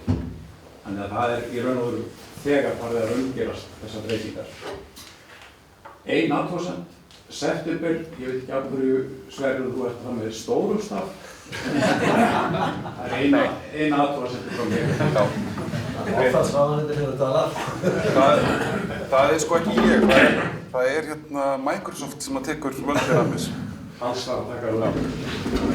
Ég var að leyfa með fleiri fyrirspurnir ef þetta er málefni sem við megum ekki vera á feimin við. Það verður fleiri sem vilja tjá sig eða spyrja eða leggja eitthvað til. Af því þetta er verk í vinnslu og þetta er eitthvað sem á að gera okkur allan í tíma eftir þetta verður samþykkt. Stefnumótunin er eitthvað sem á að fara eftir og ekki bara vera gerð og svo byggur. Eins og var í RÚV, ég var þvígangi í stefnumótunin að vinna þar. Það eina sem kom út úr því voru einhver slagorð. Svo var ég að fara eftir neinum. Við Sverrir erum á það og stjórnin að við þurfum að stefnumótunin komið þá þurfum að vinna eftir einhverjum ferlum og áfengum og það allt saman. Þannig að endilega, þá er ykkur. Bara ein ábending, nú erum við ekki alveg ferkantaður á þessu verkefni. Það eru flottir þríhyrningar og flott erindi og flott að vinna. Og bara með svona einn punkt að það er þetta málsvörn sem er eitthvað sem að regli á samtökin okkar eða kannski standa fyrir. Ég er líka bara að spá í hvort þetta er málflutningur. Ég veit ekki að frekar sjá einhverjum eins og þig á bylgjunni svo kemur einhver annar til að svara og verja það sem þú varst að segja, endur að það sé öfugt. Þetta er nú ekki útúrsnúningur en svona gott punktur. Það gæti líka verið mála... Við það að við viljum vera í sókn en ekki bara Málafylgni gæti líka verið þarna. Eða erindrekstur, þá getum við haft svona dreka. Þú var eitthvað með? Já, við erum náttúrulega aðeins í þessari vinnu þannig að það er svona ágætt að koma aðeins aftur og sjá þetta saman tekið og þú talaðir hverju væri að koma inn í félögin og fólk talaði fólk að miðum aldrei verið að hafa tíma fyrir þetta annað. Ég veldi kannski fyrir mér svona fyrir loka útgáfuna hvort við eigum að setja kannski svolítið áherslu á líka ætlum við að hafa ykkur á ungdómsstefnu, ætlum við að búa til einhver farveg sem að bara snýra því að við séum að hugsa það hvernig fáum við börn og krakka og unglinga í starfið. Á þess að þessu er kannski skráð, þetta er bara að félagið sé að ýta við það. Þannig að við fáum fólksnefnin. Ég held að þessi yfirleitt er bara rosalega góða punktur og eitthvað sem að, þetta er annað svona verkefni sem við þurfum einhvern veginn að ná að ramma inn. Við höfum haft í gegnum Yrkju sjóð. Það kannski líka svona hvernig við erum nota svoleiðis fjármagn. Minnst skipta máli. Ég held að bara minn áhugi á þessu kemur örugglega bara af einhverju svona exposeringu fyrir þessi æsku. Ég á engan skó og ég hef ekkert sinnt í þannig sko. Veit ekki bara vænt þetta því að, einmitt sennilega því að það einhver æskuminning sko sem að kemur þar og þannig að þetta sannarlega eitthvað sem við þurfum að hafa inn. Samvinna við skátana hefur líka eitthvað sem að mér hefur fundið svona kannski líka svolítið beint við. Skátar eru önnur hreyfing í örlítilli krísu. Íþróttafélögin kannski? Sko ég held að það sé bara ekki fær vegur. Því miður. Ég sé þessum með umhverfismálum og Kjalarnesi í sambandi við að fá krakkana inn, að fara með þau út í skó og venja þau við þannig að þau finnst þetta aðlandi. Það bara stoppar á því að það kostar 80.000 að fá rútu til að keyra með þau í einhverja 10 mínútur upp í skóla. Ég meina, og maður verður þá að fá foreldra til að koma og keyra þau því maður má ekki heldur taka þau í bílinn sinn og keyra þau sko. En þetta bara einhvern veginn, þarna finnst mér einmitt svona, við höfum stundum tekist á við þetta bara, já þetta ekkert hægt af því þetta svo erfitt. Að þá kannski þurfum við frekar að breyta hugsunarhættinum ok, þetta erfitt, hvernig getum við gert auðveldara? Skólinn sótti einhverjar örfáar plöntur og þetta svona einhver smá bali við læk sem að, þetta varla, það ekkert sko. Nei, ég held að krakkar þurfum svo sem ekkert að fá tækifæri til að púta niður nema 1-5 plöntum þess að finnast við hafa tekið þátt sko. Já. Og kannski skiptir meira einmitt að búa til upplifunar og fræðslu mómentið í kringum það og einmitt að vera vissum að þau komist. Þetta það sem að stendur skólanum okkar í Reykjavík fyrir þrifum þau komast ekki. Þau komast ekki. Nei.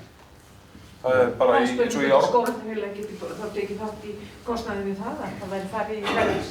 Ég segi það. Bara út í fyrirtæki? Já. Það er 2 viðbótar hreinn og hrefna og svo okkur þetta. Já, bara örstuð. Það er talandi skátana, ungmennafélögin og leikfélögin og öll þessi frjálsu skemmtilegu félagsamtök sem eru svona í hinn og þessu. Þau eru ekki endilega, þau hafa áhrif á mannlífið og allt það, jákvætt og frábært. En þau eru ekki sko að búa til auðlind sem vex svo upp eftir að þeir sem hófu starfið eru löngu farnir frá. Við erum með öðruvísi starfsemi heldur en flest félagsamtök. Og við þurfum kannski inn í svona stefnu líka að hugsa hvernig getum við þróa þessi félög yfir í það að verða iðnaður. Því að það er að gerast út allt og þessi skógræktarfélög hafa enga svona, hvað ég segja, þetta er bara gert svona einhvern veginn og menn þróa þetta svona eftir því sem að afurðunum fjölgar og allt í einu er þetta bara svona stórt fyrirtæki sem er verið að reka. En samt frjáls félagsamtök sem borgar bara einhvern veginn skítið skatt sko. Og við getum fengið það í hausinn einn daginn að við erum ekki að reka þessi fyrirtæki okkar á réttan hátt. Þannig að það er spurning sko inn í svona stefnu hvort að það væri einhvers konar ráðgjöf hvernig þróast þessi frjálsu félagsamtök yfir í eitthvað stærra. Hvort að það er þá með undirfélögum. Víðamiðlunarverkefni er hluti af því. Akkurat, já. Og það er byrjað að vinna að því sem sér verkefni, síður hefur við í því. Og Ríkharðsnes, það var stofnað 5 deildir. Það er 1 deild komin á Austurlandi. Og síðan Reykjavík eða höfuðborgarsvæðið, Suðurland, Vesturland og Norðurland. Þannig að það er í ferli, en við þurfum alltaf að gæta okkur rosalega vel, ef við höfum fyrir borðið hérna, þá lentum við í því og margir fleiri sem það var í skortum að við vorum með gróðrarstöð, við kæru á sínum tíma, af því að það var sagt að það var niðurgreiða plönturnar, sem var frekar að vera rétt af þess að plönturnar var bara settar á sama verði og hjá gróðrarstöðu. En þá var bara stofnað sér félag eða sér fyrirtæki utan þessa starfsemi, skógræktarfélagið á og er þá bara algjörlega sér rekstur, sér stjórn. Það má ekki vera sami maður í stjórn skógræktarfélagsins og í stjórn plöntustöðvarinnar, eða gróðrarstöðvarinnar. Það þarf að vera aðskilnað. Þetta er eitthvað sem við þurfum að hugsa einmitt með viðamiðlum verk og þessa vinnslu til framtíðar. Það þarf að gera fyrir síðar.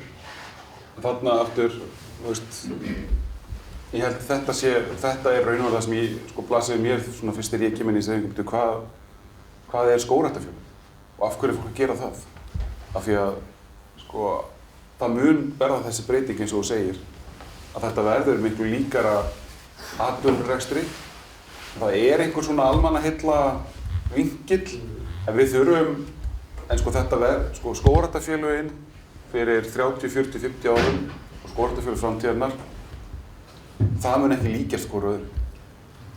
Ég held að það sé bara, það er kannski einhverja einstaka svoleiðis verkefni sem verða áfram til.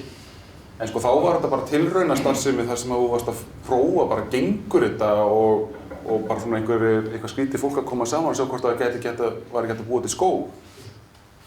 Sá fasi, hann er bara búinn. Sá það æviskeið, skógræktarhreyfingarnar, það er bara liðið. Og við erum á einhverjum svona svolítið skrítnum stað á milli með þess að vera atvinnurekstur og áhugamannasamtök. Það er komið gríðarlegu iðnaður í kringum í raun og veru skógræktarstarf. Og við þurfum, sko þegar ég bara reyna að útskýra fyrir fólki sem er ekki, bara þekkir ekki þessa hreyfingu, að þau skilja þetta. Við bara, af hverju, til hvers er fólk að því, af hverju er fólk að búa, er fólk að bara eyða tíma sín í að búa til skóga sem það á ekki og eru ekkert sérstaklega fyrir það. Og fólk skilur þetta ekki. Það er eins og nógu mikið af fólki sem skilur það að það er einhver svona, og við þurfum bara aðeins að, ég held að það sem skiptir miklu meira máli kannski einmitt að búa til sko rökstuðninginn og umræðuna og skilja hvað það er sem við gerum heldur en að setja í ganga eitt verkefnið að gera þetta og gera hitt. Við erum svona svolítið á þeim punkti að við þurfum að geta átt þetta samtal svona við samfélagið okkar af hverju erum við til hvers erum við og hvað gerum við og hvernig og fyrir hvern og af því það getur líka alveg vel verið einhver farið síðan að sko snúa þessu við og byrju þig eruð sko við getum alveg lent í því að einhver bara sko ásaka hreyfingunum að vera bara að búa til verkefni fyrir sig en það er raun og veru ekkert fyrir neina aðra að njóta og hvernig ætlum að mæta inn í það samtal. Það er kannski svona eitthvað sem ég held að sé en líka það að ég held einmitt að það er af því þetta hefur gengið vel þessi tilraun og er að vera til iðnaður. Og það þýðir það breytist, það verður einhver eðlisbreyting á næstu árum, 10, 15, 20 ár, það verður einhver eðlisbreyting á þessari starfsemi og við þurfum að svolítið kannski vera að vinna okkur inn í það en ekki bara láta það koma okkur óvart. Já, þetta er áttjöður. Þetta með að fólk eigi skóana. Málið það sem fólk er búið að gera síðustu 100 árin er akkurat það að það svo margir sem eiga þessar skóa út allt land. Krakkarnir sem eru búin að planta sko 3 plöntum á lífi lundi, þau eiga þennan skó. Og kannski þetta síðasta samling þjóðarinnar, veit ekki? Það er bara ágætt. Við höfum í þessari stefnumótun svolítið verið að horfa á meðal annars framboð eksport og það er bara eitt af því sem breytist frá einum tíma til annars. Ég ætla að kasta einnig svona bara hugmynd út í kosmóið ef einhver hugmynd geta gripað á lofti þetta sumar eða næsta. Það var nefnt í mínum hópi líka á skógfélagi Mosfellsbæjar eigum við að bjóða upp á leikjanámskeið á sumrin út í skógi. Ekki alltaf bara að við séum að bjóða upp á okkar plattform fyrir aðra til þess að njóta. Eigum við kannski að selja sveitarfélögunum, foreldrunum afurð sem er mikil eftirspurn eftir á sumrin, vikunámskeið út í skógi. Bara, það er ekkert víst að allir geti gert þetta af því að það kostar rútu en það er einhver félög sem eiga svæði sem eru nær. Það er verið að selja reiðnámskeið, það er verið að selja golfnámskeið, það er verið að selja sundnámskeið og ég veit ekki hvað. Seljum skógabókarnámskeið. Það er eftirspurn eftir því og gerum eins og við erum búin að gera síðustu 100 árum, gerum það. Þetta er bara hugmynd. Annar mál, það sem að kristallast hér og hjá Jónínu, það er eitt orð sem er í nýjum titli í sviðinu Jónínu og það er orðið umbylting. Og það er það sem við stöndum frammi fyrir og það sem við erum að takast á við og það sem við þurfum að framkvæma. Hún veit ekki ennþá hvað það þýðir, ég skal segja ykkur. Umbreyting fókus á innri og ytri vöxt. Hvernig skilur vöxtur? Aukinni farsæld. Auknum hagnaði fyrir fyrirtæki, aukinni velsæld og lýðheilsu fyrir sveitarfélög og svo framvegis. Við eigum frábær tækifæri til þess að gera það. Og af því að heyrðu hvað ég sagði, umbreyting snýst ekki bara að breyta, ekki að taka einhvern hlut og kúvenda. Það snýst bæði innri vöxt og ytri vöxt. Það hjartað í okkar stefnumótun. Við erum ekki að taka hlutina á kúvenda, heldur eins og Sverrir sagði í upphafi. Við erum að skoða hvað við eigum í kistunni og við erum að forgangsraða því sem kannski skiptir mestu máli núna, geyma til síðari tíma þar sem kannski ekki alveg eins relevant núna næstu 5 mánuðina eða 5 árin.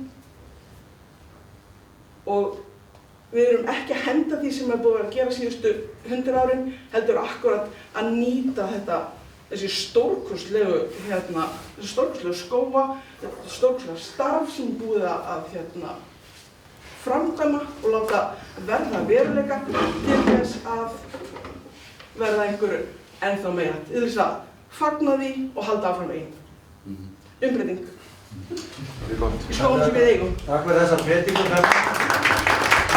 Það var í líðræðina, en það var ekki formaður í Mósesbæinn. En Sverrir, bara kæra þakkir fyrir þitt innlegg hérna. Ég veit að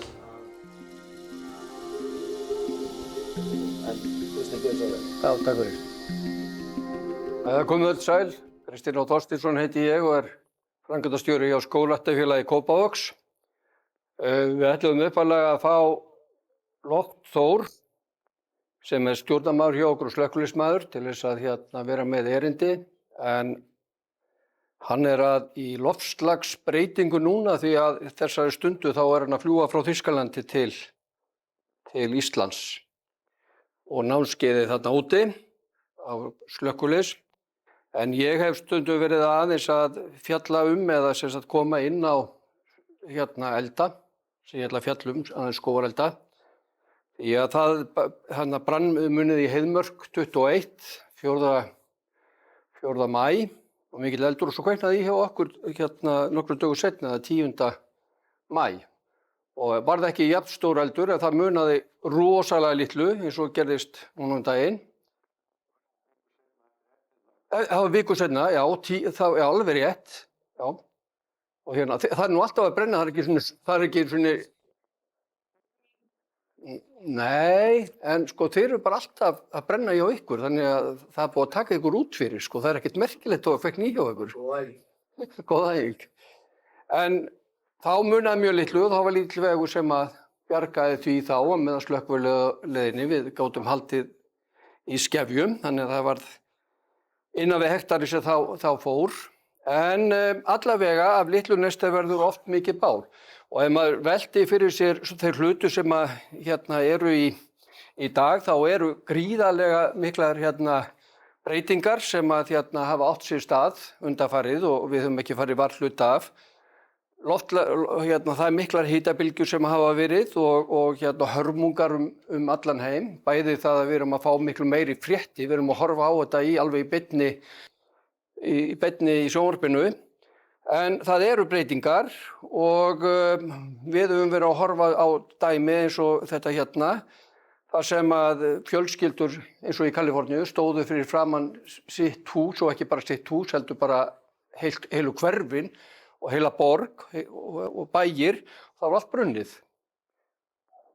Ef við förum aðeins til Ástralíu, því að Ástralíu hafa verið að fást við elda í yfir 40 til 50.000 ár sem að þau eru búin að þróa hjá sér.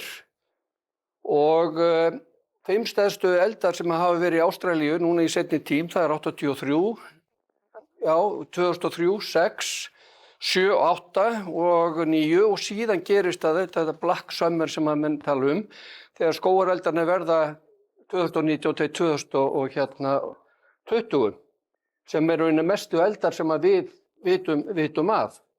og þá brunnu 160.000 ferkílómetrar. Ísland bara 103.000. Næstu því tvöfalt Ísland sem brennur á þessu tíma og þeir geisuðu þarna frá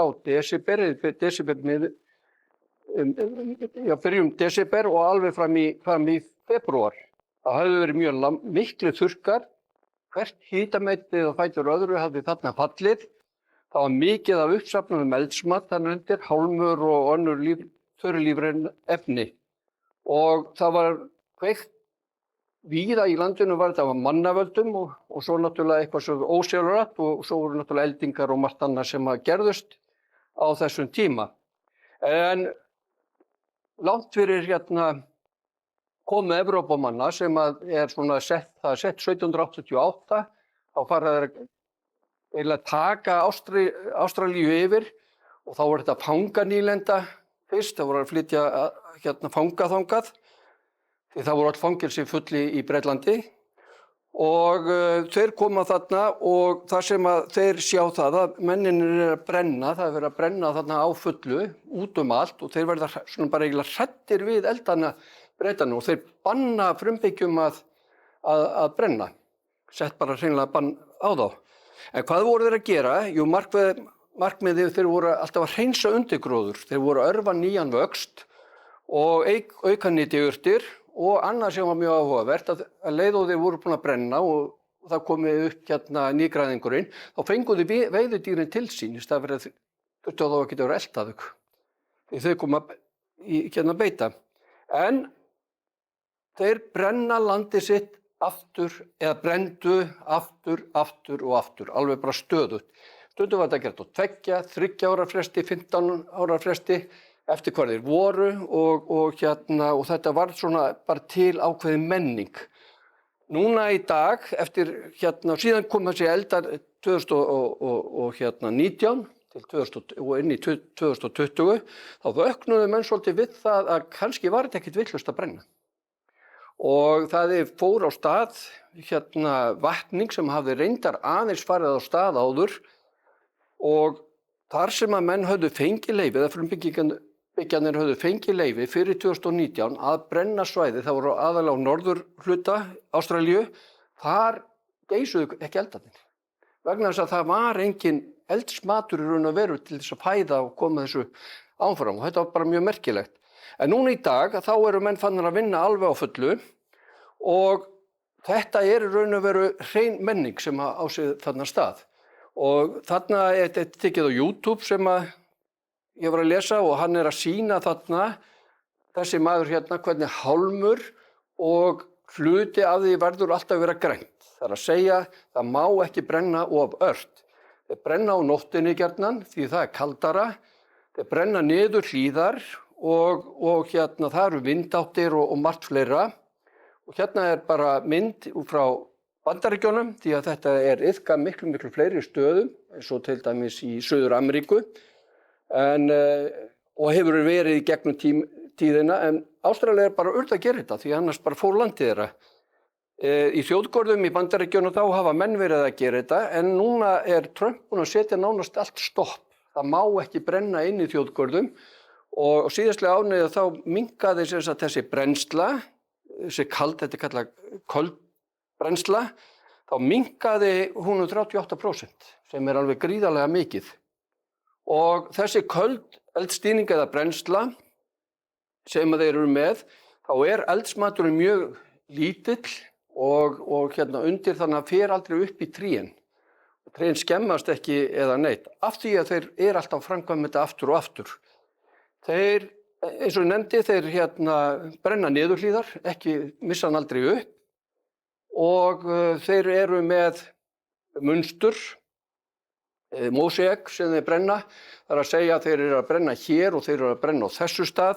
Þeir nota læki, þeir nota slóða og annað til þess að brenna, en svæðin sem á milli, það fyrir dýrin sem að að flýja út úr skóginum, því að með kaldri brennslunni þá gengur þetta rosalega hægt. Fer hægt yfir og síðan brennaði þetta og svo næsta þá geta þeir fyrir að brenna hin svæðin og þá eru hin svona vel græn og ekki farið að safnast mikill eldsmatur. En afleiðingarna bara þekkjum við eftir bannið þegar Bretarnir voru og hérna við höfum verið að horfa á þetta. Eftir að vísindaheimurinn áttaði sig á þessu og fór að gera þetta 2003 þá voru menn komnir þarna alveg á fullt að velta, ekki á fullt, þeir voru komnir á stað 2019 og þá fara þeir miklu dýpra inn í þetta og þá eru vísindamenn sem að sitja og það eru frumbyggjarnir sem að kenna þessum vísindamönnum hvernig þetta hefur verið gert í 40.000 ár. Og hérna sjáum við mynd af Ástralíu og það til þess að átta okkur á því hvað það hérna stórt, þá það 75 sinnum stærra en Ísland. Gríðarlega stórt svæði og þar af leiðandi fjölbreytileikinn mjög mikill og þetta eru mismunandi aðferðir eftir hvar menn eru. En allavega, þessi maður þarna sem í hvítu skyrtunni, þetta Dr. Byrne. Mjög heppilegt að skildi heita það.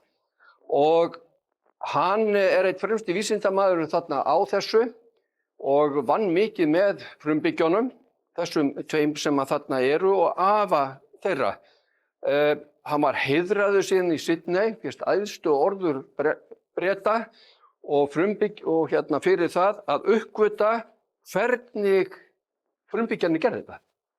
Fyrir það hann heiðraður, en frumbyggjarnir ásamt þessi tveir ásamt afanum, þeir fengu að horfa á þetta á krá í beinni og fengu stóra bjóra til þess að drekka á meðan þetta var.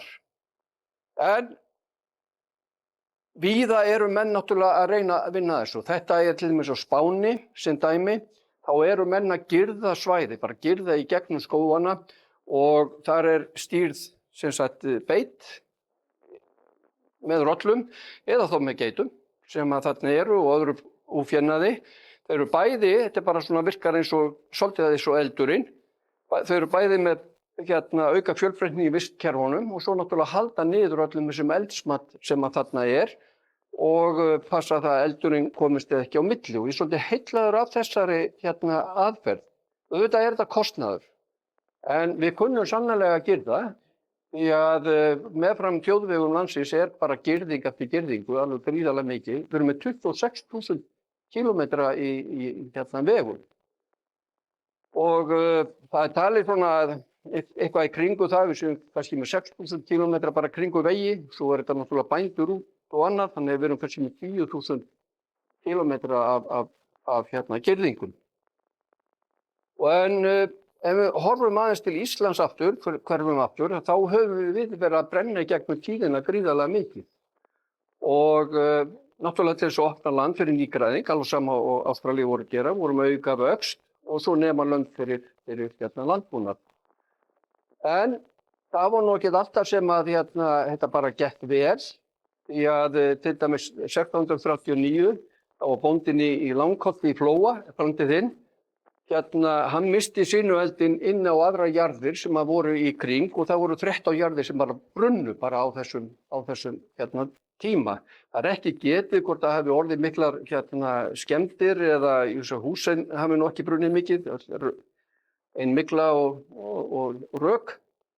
En þetta voru menn að gera í sjálfu sér ennþá en núna þarf leyfi til þess að gera og það getur fengið hjá bæjarfógetunum og ef þið farið það getur gert á netinu, ef þið ekki nógu klár, að þá verðið þið að fara til bæjarfógetans, það kostar 12.000 krónur til þess að fá þetta leyfi, en ef þið farið til bæjarfógetans, þá kostar það 13.990 og menn spyrja af hverju er það dýrara? Jú, það að því að parki komið fyrir utan. En Náttúrufræðistofnun hefur haldið utan mjög marga elda, svona helstu elda sem eru á landinu og þar svona skrá til að skoða þessa skrá og þarna verið að meta hvað það sem brennur.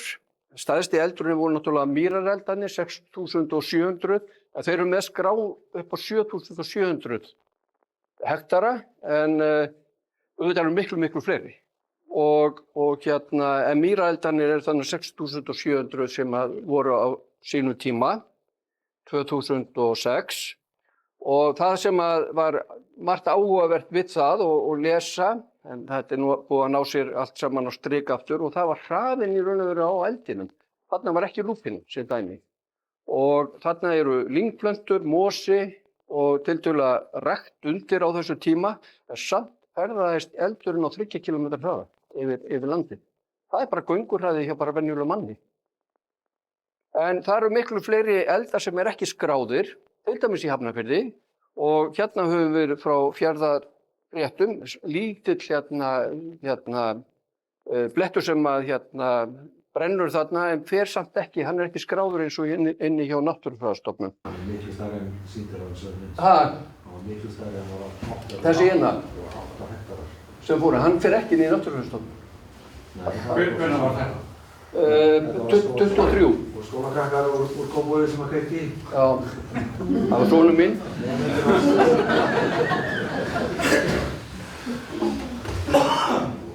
En svo náttúrulega margir brunnar sem vekja meira athygli heldur en aðrir.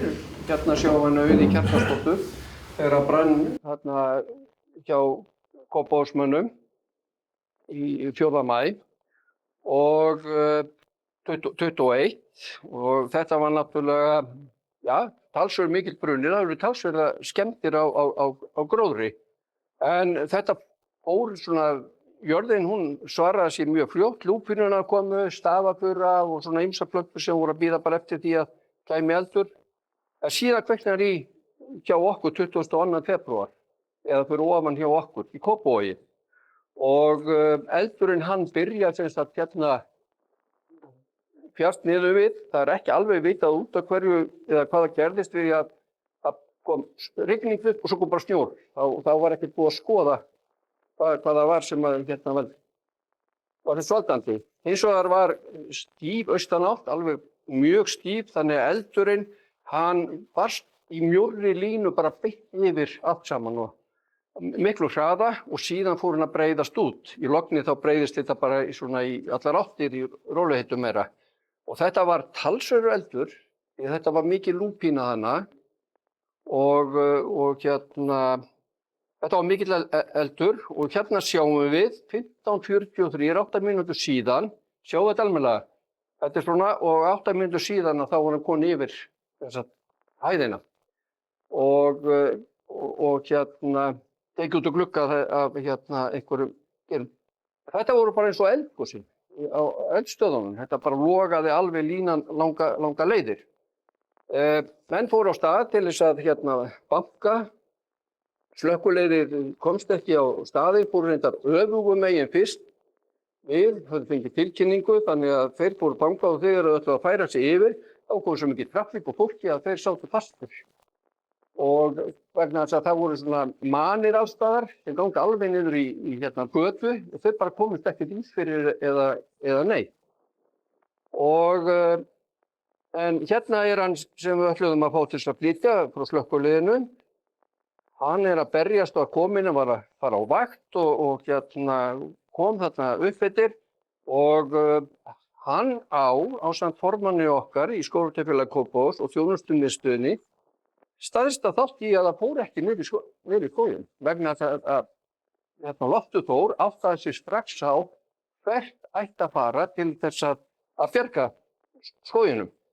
Og þeir klöppuðu og ég tók myndir og hérna sjáum við bara eldhafið en svo gerist það allt í einu að það kemur algjört logn, bara stoppaði allur vindur og þetta stéð svona beint upp. Og af því ég nú vanur að vera á sjó og bát og svona að ferðast, að ef það kemur logn, það þýðir að það að breyta vindátt. Það var það versta sem við gátum hugsað, að ef þetta færi í norðanátt, að þá færi það á veikasta blettin hjá okkur. En sem betur fór, korteri seinna, þá blés hann upp aftur og hélt áfram í sömu vindátt. En hann snerti þarna inn í lundin á nokkrum stöðum. Og það var stígur, bara mjög ómerkilegur stígur í raun og veru, sem að þarna merkilegur í dag, stoppaði eldinn. Og þá sá maður hvað lítill stígur hefur mikil áhrif á þetta, ég að renna á tíma. Og hérna var upp á kollinu þar sem vendurinn var mestur, þar náði hann yfir stíginn, þetta bara trapp, þetta eru Breiðablik sem að hjóla út til hennar hjólastíg og en leið og það fór niður hallan þar sem var ekki jafn mikill vindur, þar komst hann ekki yfir sem að segir það að við þurfum greinilega að fara að vinna aðeins meira með stíga og mismunandi breiða. Ef við höfðum lent í því, eins og hérna mynd úr heiðmörkinni sem að eldurinn komin settur inn á, ef við höfðum verið þarna með lyng og kjarrlendi eins og á þarna myndinni, þá hefðu þið til dæmis blakka bara ekkert fínt. Við höfum bara verið stökustu vandræðum. Maður ræður ekkert við það þegar það verið að brenna undir kjarri í þessari hæð. Maður gerst ekki svona að. Og þá gott að hlaupa í burtu. En þarna sem sagt þetta, en skömmu seinna og tók svolítið tíma, reyndar, þá var komið 6 hjól með tánk og þeir gátu farið að sprauta á jaðrana og leið og það gerðist að þá fóru menn að ráða almennilega í þetta, en það var farið að vera tiltölulega stutt að ef við mista hann yfir hérna stíg hérna og ef við mista hann hérna niður, hérna var veikur punktur sem við vorum svolítið hræddir við getum fengið ofan í skóginn og bara ef það fari alltaf 1 tré í þessum vindi þá er ég hræddur að þetta hefði getað farið illa. Og hérna sjáum við bara stíginn betur og hérna blaðamenn voru komin eða fréttamenn og þeir notuðu slökkviliðsbílana til þess að pilla upp í tankana á þessu 6 hjólum sem að þarna voru og svo keyrðu þeir á fullu þarna upp yfir og síðan sjáum við kannski aðeins betur á þessari mynd hérna að eldurinn sem sagt við rauðalínuna og það bara göngulínan hérna í kring og hérna var það sem voru svo hræddir að fá gegn ef við vorum búnir að eyða svo mikilli lúpinu hérna eftir 21 en svo hættum við því. Þannig að maður á aldrei að hætta að vera í eldvörnum.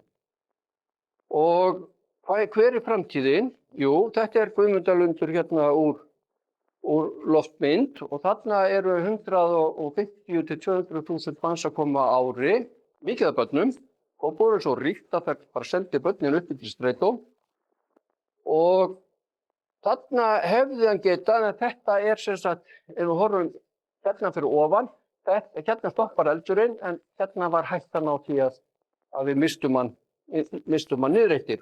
Það versta við þá, ég hafði mikla áhyggjur, ég var nýbúinn að þvo alla gluggarnir í húsinu. En þá fann maður hvað fólki þótti rosalega vænt skóginn. Það bara stoppaði ekki síminn og það hlóðst svoleiðis niður hérna tölvupóstum að fólk að spurja var skemmdir og hérna kennarar höfðu samband getum við uppbyttið með börni, það mikið að við erum að fá alveg stöðugt börn allan veturinn og þessa spurningu og þá sá ég það að fólki var bara ekkert saman. Þetta var bara mjög breið lína sem að hérna hafði samband við okkur. Og svona hefði í raun og veru hefði þetta getað farið. Að Guðmundur Árland sem að vinna hjá mér, hann því miður gat ekki verið í dag, orðinn veikur og ég spurði hann eftir þetta, nú vorum að skoða þetta eitthvað og ég sagði hvernig heldur þú að þetta hefði orðið ef að 1 tré hefði hérna orðið fyrir og skömmu seinna þá fékk ég þessa mynd frá honum. Og hérna, en ég veit það svo sem ekki, hann kom og flaug yfir svæðið, tók myndir sem að gæti verið fyrir aftan en ég vona það, en allavega hann tók loftmyndir og hérna reiknaði út hvað þetta væri margir hérna hektarar og bara strax og eftir brunan og Náttúrufræðistofnun gerði það sama, það munaði 2 fermetrum á útreikning þínum. Já, þetta bara helviti gott, þeir eru með smá skekkju hjá Náttúrufræðistofnun. En svo kemur áfram í blöðunum að þar kemur hérna Brynja Ragnarsdóttir, ung kona forstöðumaður vatnsmiðla hjá Veitum og segir að sinueldurinn hefði getað mengað vatnsból í annarri átt. Og nú þurfum við aðeins að stoppa við þetta því að við þurfum eiginlega að hugleiða hvað er að gerast. Þegar að Skógræktarfélag Reykjavíkur var með ráðstefnu af því að Veitur vilja láta loka heiðmörkinni á stóru hluta, hét Framtíð heiðmörkur. Já. Og þar var Árni Harðarson jarðfræðingur og einn okkar mestu vísindamönnum á landinu í jarðfræði, vatnsmálum og annað. Það liggur eftir hann alveg gríðarleg skrif. Hann segir náttúrulega þarna frá og heldur þarna mikið erindi og hann að segja frá því og að koma með ákveðna tillögur þarna inn og hann segir, ég búinn að setja nokkra tillögur þarna hjá Veitum og þeir vilja ekki ræða málin. Þau eru mjög einföld vegna þess að þetta eru straumarnir sem eru neðanjarðarstraumar og það verið að taka sem sagt, hvað þetta hérna? Það verið að taka hérna vatn sem að menn voru hræddur að myndi menga, að þetta myndi menga sem hann hafði og engar áhyggjur af í sjálfu sér en það verið að hérna upp í Vatnskrika sem 3,5 kílómetri í loftlínu og talsvertur og ofan í raun og veru útivistarsvæðið, þar eru 5 stórar holur og það þetta fjölga þeim vegna þess að hérna Bláfjallastraumurinn, hann fyrir annars vegar hérna innir í Kaldabotna fyrir Hafnfirðingana og kemur hérna og hérna á þessu skilum verið að dæla og það hægt að fara með holur mjög víða annar staðar og rannsaka þetta en eins og hann sagði, menn vilja bara ekki tala þetta, menn vilja bara henda öllum í burtu, loka bara útivistarsvæðinu. Þarna held ég að það ætti að reyna að fá hann Árna til þess að fjalla bein þetta og hérna kort af heiðmörkinni og við höfum annars vegar holuna sem eru hérna í dag sem að pumpa orðið þetta eru hérna Vassendakríkin sem hann vill flytja allar holur eða megnið af þeim og reyndar á fleiri staðir, láta rannsaka það. En hérna á þessu hérna eru holurnar orðnar 70 ára gamlar og hann sagði bara að það þarf að endurnýja hvað sem stóra hluta og hérna og laga.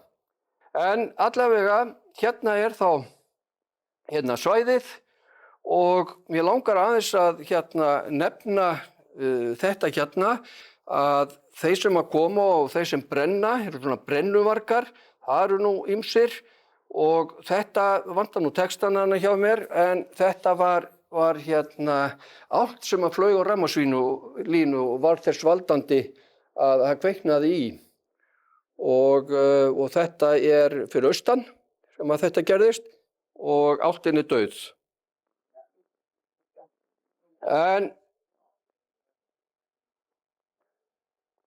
ég held að ég hérna bara stoppi við þessa mynd hérna en þetta ein áskorunin sem ég hefði viljað fara í og það líka að allar þessar raflínur og annað sem við erum með sem að liggja yfir, ég held að við ættum aðeins að fara í að huga því hvort við getum ekki hérna búið nota þær sem eldvörn, engu síður heldur en margt fleira, við erum með vegi og það líka, getum talað datt úr mig hvað það heitir hérna 50 kílómetrana sem við viljum setja græni þrifillinn, að hvort við ættum ekki að reyna að stígurinn og að fara þar inn í og skerpa svolítið á eldvörninni. Það talað eldvörn en það bara í litlu letri sem að þar og ég stoppa þá bara hér Billy.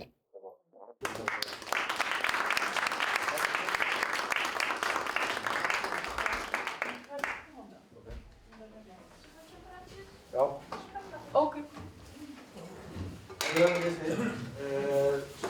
Ég sagði strax að mér geti hugum Máni Gunnarsson að litlu neista verður mikið blá.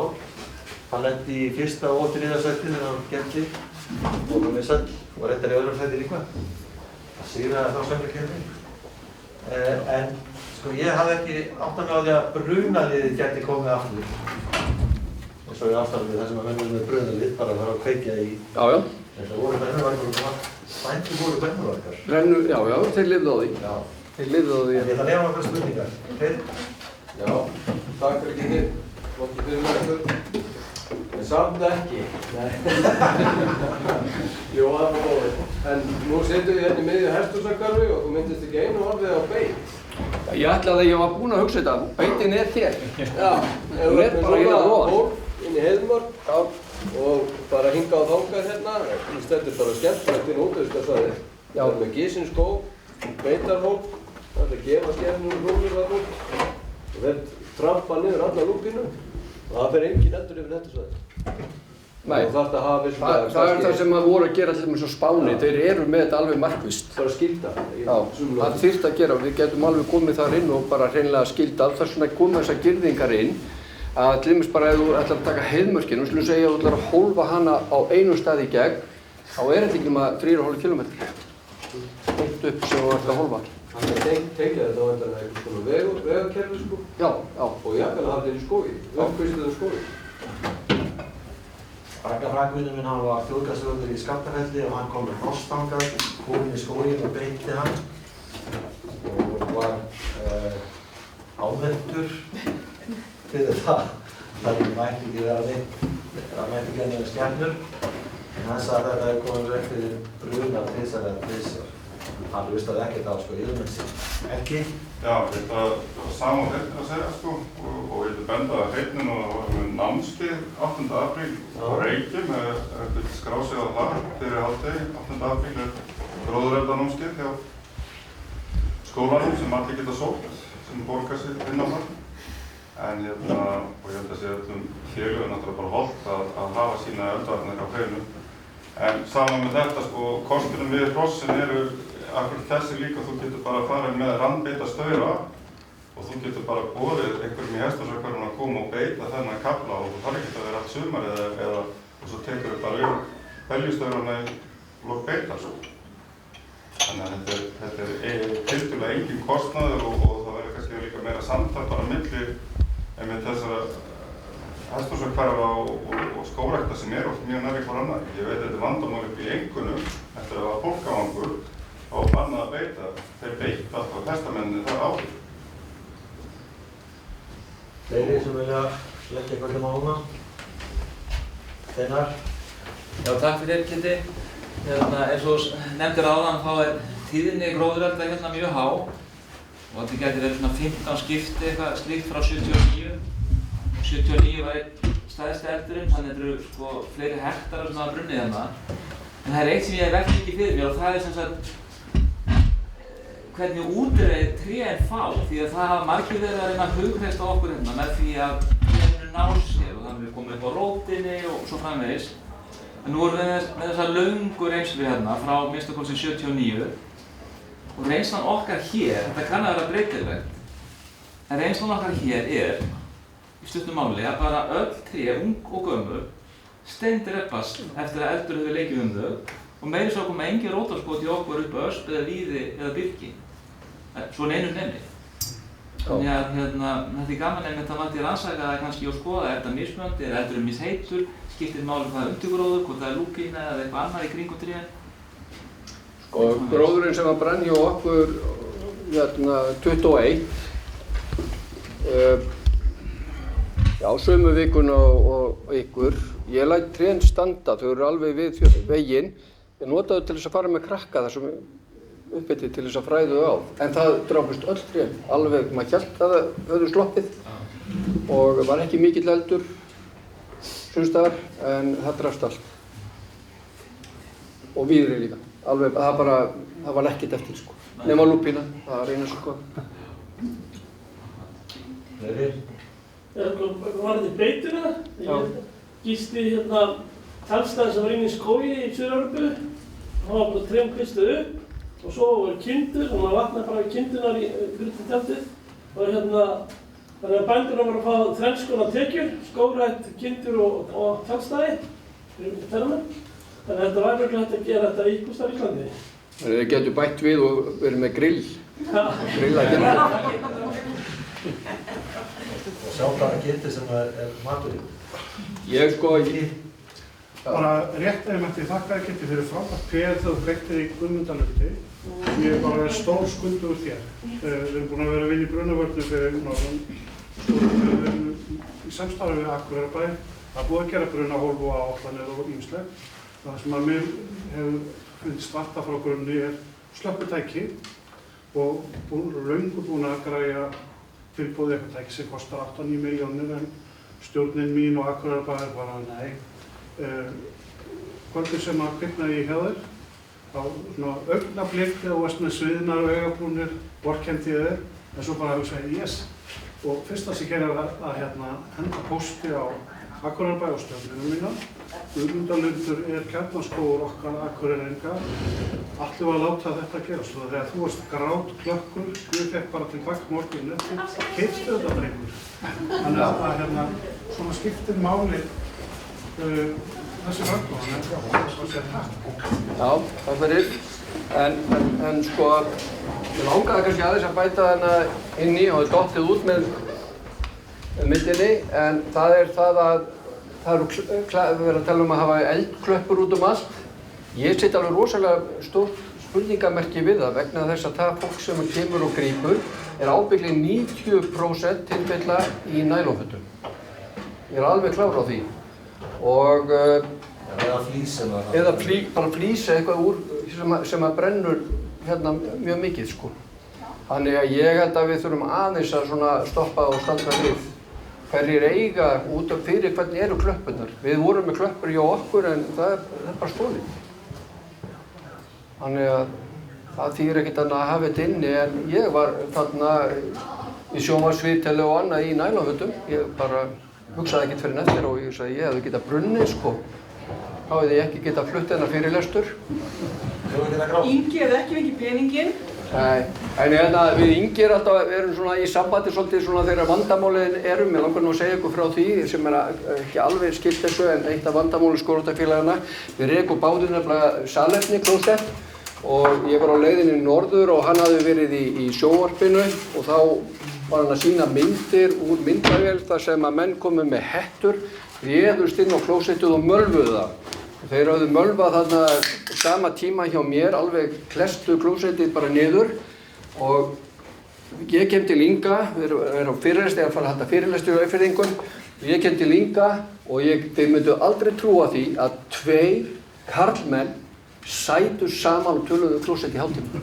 Það er svo gjörsamlega úti lokað, þú veist, þetta bara, ég fór og sagði, nú verð ég að láta það skoða mig, sko. Þú sérst og var með lausnir á þessu. Hún var með stálklósett sem var gilt með gullum. Já. Fleiri sem vilja veit hvað hérna er? Já, ég kannski einn aftur að ég var að vinna hjá borginni fyrir ákvæmandi og það gekk brennuvarpur laus og ég náði að tóma. Ég sá hann ekki en ég talaði um krakkar og það var fyrir sýningarna í sjónvarpsbraut og spurði hvað það hefði var við mannafærið. Það sáum við hertu á mann, kveikja eld og svo pissast. Og ég sagði lögreglunni frá þessu og þá vissi ég nákvæmlega hverju var. Maturinn hefði verið klár. Það skulle það fára að báða, við fáum því aftur klukkan 1. Og það er vinnur, það taka ég að hýrðu fyrir Guðjón og verðum við stjórnir á Guð og nýlegur starfsmaður.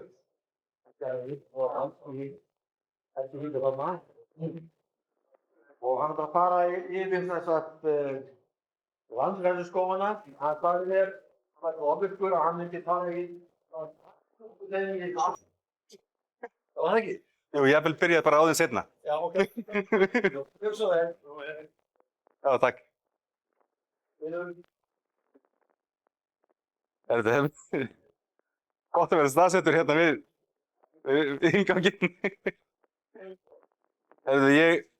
Takk fyrir að leyfa mér að halda smá erindi hér. Þetta er góð samkoma og margt gott sem búið að koma fram og svolítið viðeigandi að vera hérna í svona þessu rými því að mér líður svolítið eins og ég sé í Bergmálshelli með umræðuna sem er í gangi hérna, sem er skemmtileg. Allir vita hvað við erum að fjalla hérna. Ég heiti Hlynur og er með bakgrunn í landslagsarkitekt en orkuskógfræði en ég er búinn að vinna í ráðgjöf í skógrækt og hjá bændasamtökunum í nokkur ár sem verið skógabændur og hef víða komið við en ég ætla ekki að fara djúpt í það. Förum bara í Ég á að væri að fjalla landgræðsluskóga en eins og Jónatan sagði þá maður með ABCD og þannig að ég fer bara út úr Víðavöll. Til að byrja með þá var ógurleg tímamót hérna í gær held ég þegar voru samþykkt 100 hektara viðmiðin í skógrækt staðinn fyrir 200 sem eru gríðarlega afturför og neikvæð umræða fyrir okkur eða sem sagt aðlaga að okkur kannski og ég fyrir tilviljun þá var upp á tölvunni glærusjó frá Ólafi Eggertsinni hjá Landbúnaðarháskólanum sem var okkar helsti sérfræðingur í timbri og ég mundið eftir þessari glæru úr sjóuna og mér fannst þetta bara viðeigandi í tilefni umræðunnar að til þess að að lesa aðeins nokkra punkta hérna og til þess að hafa timburöryggi á landi hér þá þyrftum við að vera að fella það bil 600 til 800 hektara skógi árlega og við þyrftum að hafa í tilbúna hverjum tíma 1000 hektara og mér finnst þetta svolítið skakt við sjálfbærni hugmyndir stjórnvalda, bara mín skoðun. En ég mun örugglega segja meira minni skoðun hér á eftir og þið þurfum ekki endilega að vera sammála, það væri samt betra. Nei, ég segi svona. Aftur umfjöllunarefninu sem eru landgræðslu skógar og ég ætla að hlaupa yfir eitt og annað og ég segi þurfi lítið að kynna konseptið landgræðslu skógar hér. En ég ætla samt að fara aðeins yfir það. Þetta hérna allt frosið hjá mér. Já, þannig það, já. Og þetta, hvað ég segja, þetta byrjaði hérna með grænu greininni í kringum 1990. Það voru 2 ár, það var fjármögnuð af fólki og þetta var rosalega góð þáttaka og mikil fjármagn sem fór á stað og mikil vinna líka að safna frá einstaklingum og félögum og það var greinilegt að almenningur vill skógrækt og það sýndi sér svo vel þarna fyrir 20-30 árum og það er ennþá við líðið, það bara heyrist kannski ekki rosalega mikið í því og það var til svona barmerki, ég leit gervigreindina að búa til nýtt barmerki núna og þetta er rosalega flott og fancy, það gleymdi reyndar að breyta ártalinu en allt í lagi. Mér langar að lesa litla klausu hér úr frétt frá 1990 landgræðslu skóga, það sem að Brynjólfur sjálfur hefur skrifað og hann hefur reyndar skrifað ansi margt í blöðin en þetta er mjög góð setning og hún er landgræðslu skógar 1990 marka tímamót í uppgræðslu hér á landi. Hugmyndin að afhenda án endurgjalds plöntur í landgræðslu skógaverkefni er í senn grundvallaratriði og megin forsenda hinnar almennu þátttöku sem hvarvetna kom fram í fyrra eftir söfnunina og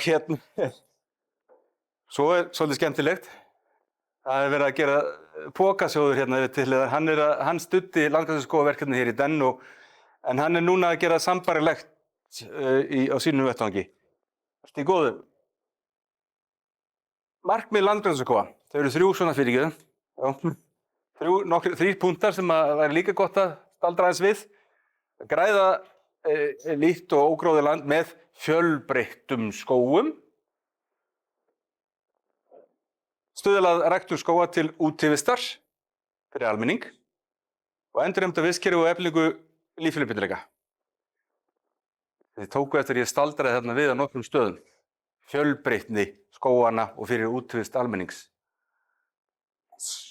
Þetta er það sem við viljum. Þetta er það sem við erum að gera hér í þessum bergmálshelli okkar hérna.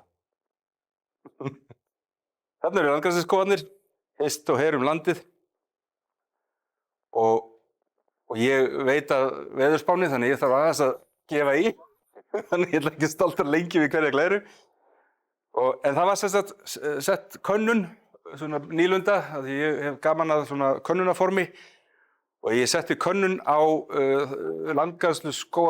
forsvarsmenn landgræðsluskóganna formennina og í könnunarformi var ég einfaldlega að biðja hvaða plöntur fólk vildi fá í vor og hvaða athafnir ætluðu við að eiga við hérna á árinu og mig langar að fara aðeins yfir þessa svörun í þessari könnun hér og nú. Og fyrsta atriði, það voru allir með gildan samning sem ætluðu að fara í skógræktina í vor. Og allir höfðu skilað gróðursetningarskýrslum nema helmingur. Og allir höfðu, þetta er æðislega glæra, allir voru búin að gera hreint fyrir sínum dyrum varðandi bakka sko. Þetta er góð framvinda, við skulum styðjum við gróðrarstöðunar, verum ekki með veseni á þér. Við erum að vinna með þeim. Við erum alltaf að hafa bakka, við erum alltaf að hafa tilbúnar plöntur á hverju ári. Þetta bara flott. Sjáum við hérna, þau þurfum ekki að skila þeim í þessu formi. Þetta var sennilega gert hérna í gamla daga með klafa. Nei, hérna, kláf, hvað heitir það þurr? Klifberi. Ég að ná þessu nafni. Klifberi. Þetta alveg einu uppáhaldsmyndunum mínum. Tekin í Skriðdal, 2000 og eitthvað. 10 eða eitthvað. Jæja. Það var ein spurningin. Það var hvaða landgerð ert þú, kæri félagi, að fara að gróðursetja í? Mér fannst ég þurfa að vita þetta svo ég ætti auðveldara með að úthluta þessum plöntum á rétt svæði. Og samanskapið fannst mér gott að viðkomandi vissi að hann að vinna með, gera sér betur grein fyrir hvaða land hann að vinna með fyrir hverja plöntu. Auðvitað vitum við þetta. En þetta samt gott að gera sér betur grein fyrir því hvaða landgerðir við erum að vinna með því að ekki henda alla plöntur allstaðar. Við setjum til dæmis ekki ösp upp á fjöll eða eitthvað svoleiðis. Já, ok, rennum yfir það. Það eru flestir að vinna með Rýrland. Það er svona niðurstaðan. Flestir að vinna með Rýrland, móa og þess háttar. Staðafuran, mjög vinsæl, en ekki hvað. Og þetta voru svona þessar helstu tegundir. Lindifuran, skemmtilega vinsæl, þó að frambóðið sé allt of lítið. Gera meira í því, tengist umræði hérna áðan.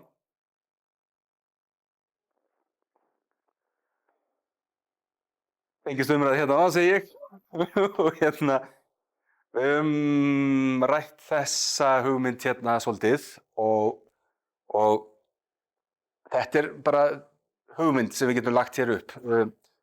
Þessir 27 sem svöruðu könnunni fóru á það á lund að þetta voru svona þær tegundir sem var boðið upp á að svara í könnunni og svo annað.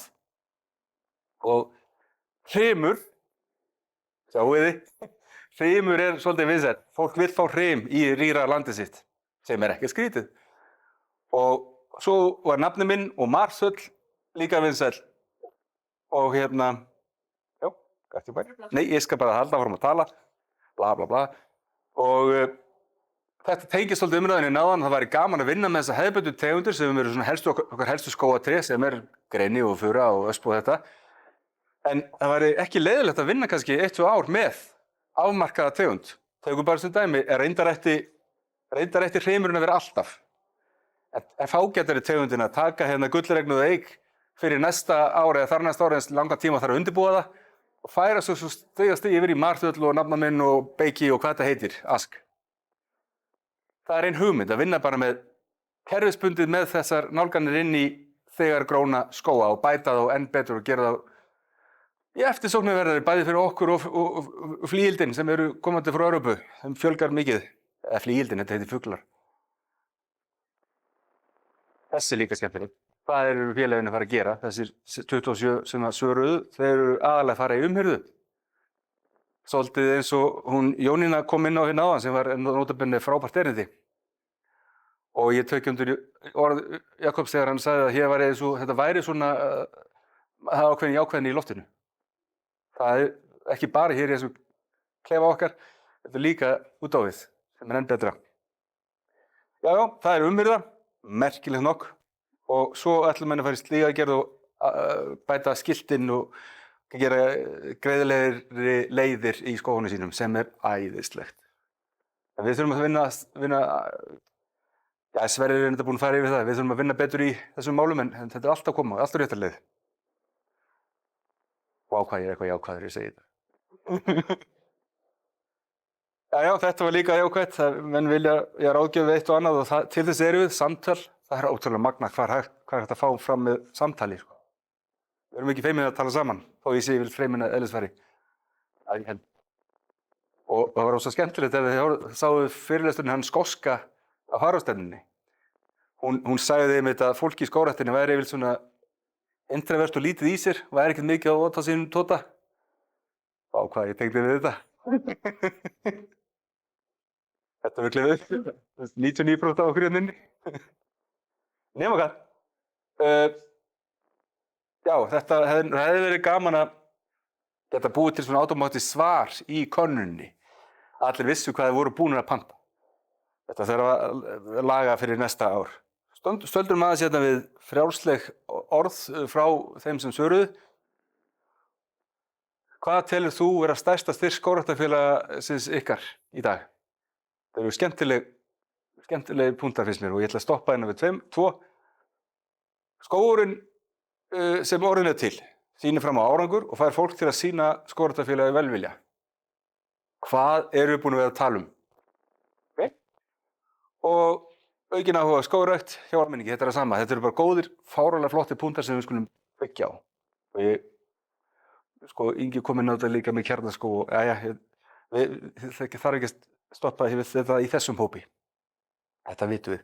Aðeins að frambóð og eftirspurn, þetta er alveg á pari við nánast það sem mér finnst þetta alveg dásamlegt hvað frambóð og eftirspurn nánast á pari. 50.000 til eða frá. Og eins og sjáið, 300 sem frambóðið og 250 eftirspurn, en það velvilji við að taka meira. Fólk vill, eins og þið sjáið hérna greinið frekar óvinsælt einhvern veginn í dag sem mjög skrítið. Þetta er æðisleg skógartegund, ef þið horfðuð á fréttina í gær, þá sáuð þið að það verið að smíða hús úr sitkagreini. Sáuð þið það? Ég mæli með þið að kíkja á þessa frétt. Hún segir meira en, hún segir bara hvað við erum að reyna að gera að miklu leyti, timbur. Þetta er útivist og endurum skóga líka. Sjáuð þið, það er mikil, eftirspurnin eftir Lindufuru skemmtilega mikil og fjallaþinn og við viljum fjölbreytnina. Afhendingarstaðirnir. Nú því miður Skúli Björnsson ekki að keyra plöntum heim á bæ eins og var áður. Heldur ætlum við vera með að mér skilst fyrirkomulag sem var hér til forna eða var hérna áður. Og við ætlum að vinna með gróðrarstöðunum og þar verður hægt að sækja helstu plöntur og en hins vegar þá verður þær, munum við flytja þær frá gróðrarstöðum á Suðurlandi hingað norður, að dreifa þeim með landið, en svo bætum við einni afhendingarstöð sem verður á Mógilsá. Það er enn í undirbúningi að koma því í gegn en það verður að vera klárt fyrir maí. Þannig að við erum að sækja plönturinn á Mógilsá, einhver sem kvartar, gott, besti bær. Og ef það er eitthvað vesen þá bara vinnum við reddum við því bara. Tómt vesen. Þá reddum við þessu á því bara, ekki mál. Það reddast. Þarna er Skúli. Hann verður ekki með okkur núna og þetta verður faraskjótur fyrir plöntuflutningar. Einhverju leyti. Svo það. Utanumhald skógan okkar. Við þurfum að geta sannað ágætu okkar. Eitt af því til þess að sanna ágætu okkar er að sýna hver þeir eru og hvenær þeir voru gróðursettur og fleira. Þetta hefur skógræktin notað með Avensa sem hefur gagnast mjög vel, en nú er Avensa forritið sem að þið þekkið kannski, það er þessi síma app sem að þið labbið eftir nýgróðursendingar og þá getum við sendt þetta á viðkomandi ráðuneyti og hann fer með þetta í stóra skjalið þar sem við sjáum hvað er mikil skógarþekja að vaxa. En að því miður þá getum við þurfum að borga fyrir Avensa í dag, en við ætlum að reyna að fara ódýrari leið og þá er komið nýtt app sem ég á eftir að kynna mér, en ég grunum að þetta sé það sem við þurfum. Það heitir Q-Field. Kannski er þetta það sem við þurfum að nota. Helgi, við reddum þessu líka. Ég má skjóta inn ég í samtali að við vorum að skipta yfir í Arkis hjá okkur. Við getum og öll skógræktarfélög sem að vilja nýta sér hortagögn geta farið inn á þessu heitir NPO-gildum. Ég held að Reykjavík sé á þessu, ég veit að Mosfellingar á þessu og fleiri. Og það tala beint við forrit sem heitir Fieldsmap og ég veit að Land og skógur notar það og það er enn gagnvirkara en þetta, þannig að það er ekki að senda neitt á milli. Sáu þið hvað helst við samtali? Jæja, en höldum því áfram. Til að segja það, þá er ég í samtali við Samsýn það hvort að við getum verið með þetta setjum ykkur reikningu fyrir þau sem ætti ekki að fara að kaupa sér aðganga Arkis, lítilgerfi sem hafa. Innútvarandi Arkis og verð á því, það kostar cirka bótt fyrir skógræktarfélög cirka 15 skall að kaupa perfect, professional útgáfu. Af því þetta er fyrirtæki eða stofnun. Já, en það er spurning út af lítilfélög. Þannig að vinstrifélögin hafa verið að gera og það er ekki kunnandi á það. Það er yfir þetta sem við erum að skoða hvort að við getum átt reikning hjá okkur í Skógræktarfélagi Íslands sem eru þá notað í þessi 2-3 ári sem það er eitthvað slíkt. Fram á gamalt síðar. Og hérna yfirlitsmynd af sem að Kitty gat ekki sýnt áðan. Það var reyndar þetta með sama módelið, gerðum þrívíddarmódel með drónum. Þetta er allt hægt í dag. Heyrðu, hún komin aftur. Já. Þetta átti að vera brandari sko, þau þurfum ekki alltaf að skila þessum við klipberjunum. Nú ætlum ég að fara á kannski nótur sem að ég ætla ekki að vera að standa lengi við þetta, en þetta er búið að vera mitt hugafóstur í áratug eða 2 og hvernig við notum birki og ég held að ég hef ekkert á móti birki. Birki frábær og hún ég hef ekki gagnrýna hana, tegundina, en mér finnst stundum að við séum að fara of langt í notkun hennar og það eru ákveðnir, við erum að virða fjármagnið okkar lítils með því, en kem að því, ég skal útskýra hvað ég meina. Þetta var minni vakt, ég lét gróðursetja, var að láta gróðursetja lerki hérna á góðu stóru svæði og þetta hefði verið lerkiland. Svo slysaðist hérna gróðursetning í þetta land og þarna bara klóraði mér í hnakkanum og hvað hef ég gert? Þetta vil ég ekki sjá. Þarna veit ég að birkið mun vera með lélega lifun og ef það lifir þá verður það margstofna. Það er mín reynsla. En birkið kemur alltaf á lokum og það sjáum við hér. Að birkið vill vera það sem annar skógur, þar dafnar það. Sjáum við það með þess að faðmar stafafuruna á greinið. Þetta er engin tilviljun held ég. Nema þetta hafi verið fræ úr sama bakka, það gæti að fóki fræ í bakkan. Horfum við hérna á gróðurstöðamennina þegar þeir þekkja örugglega þetta. Það stóð íbressi hjá okkur. Einmitt. Erfitt að setja þetta í sundur einhvern veginn. Já, maður fór varla að segja það, svo móðgast. Já, en sko, við erum ekkert að lasta birkið með því. Þetta er öflug planta og hún er falleg og fín fyrir alla sem eru ágeng. Hún er bara allt og ágeng og hún er svolítið leiðileg fyrir það sem eru með birkiofnami á vorin. Sumri. En allavega, hér sjáum við líka framvindur, gróður framvindur í Selskógi við Egilsstaði. Þetta er alveg típist dæmi að birkið fellur eftir 80-100 ár. Það bara heldur hringra svona áfram og það er ekkert að því, besta mál. Eitt sem við getum gert, við getum notað það birkið sem nú þegar og gróðursett undir aðrar tegundir sem eru gjöfull í formi timburs, til dæmis, eða hvað sem er. Hér er reynda sett fura, eitthvað sem ég hefði reynda sett til dæmis gren í. Því að oftast vil ég leggja allavega, auðvitað ég var að nota furu eða lerki. Það sem birki getur notið þess að vera seinna. Einhver sagði að besta leiðin til að rækta birki er að rækta lerki. Já, ætli ég láti þetta ekki bara hér staðan numið. Ef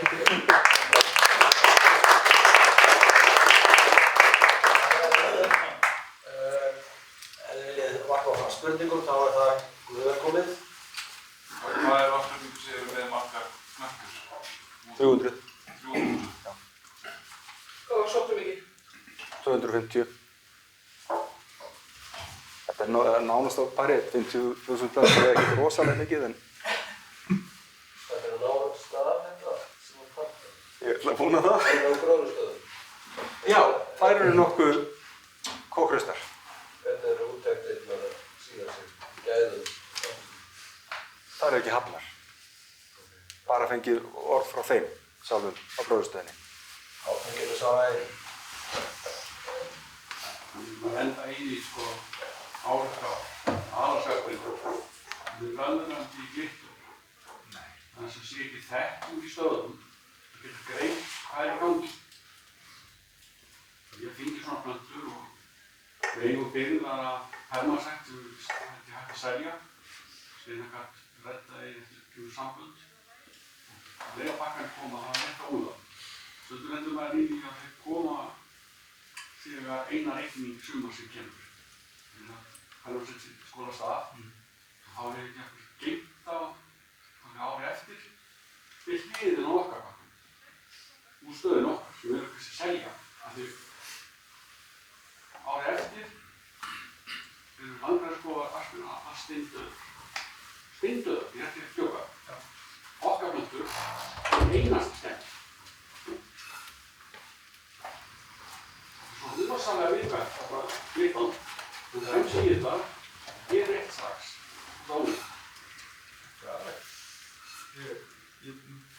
Góð spurning. Það þarf í alveg að passa vel upp á hverja þetta og sé svo að fara yfir gæðin á því. Svo annað, það verið að reyna að kaupa útiráð. Og svo safn, að kaupa óflokkaða bakka. Þá bara bakkarnir, það bara helmingur guður.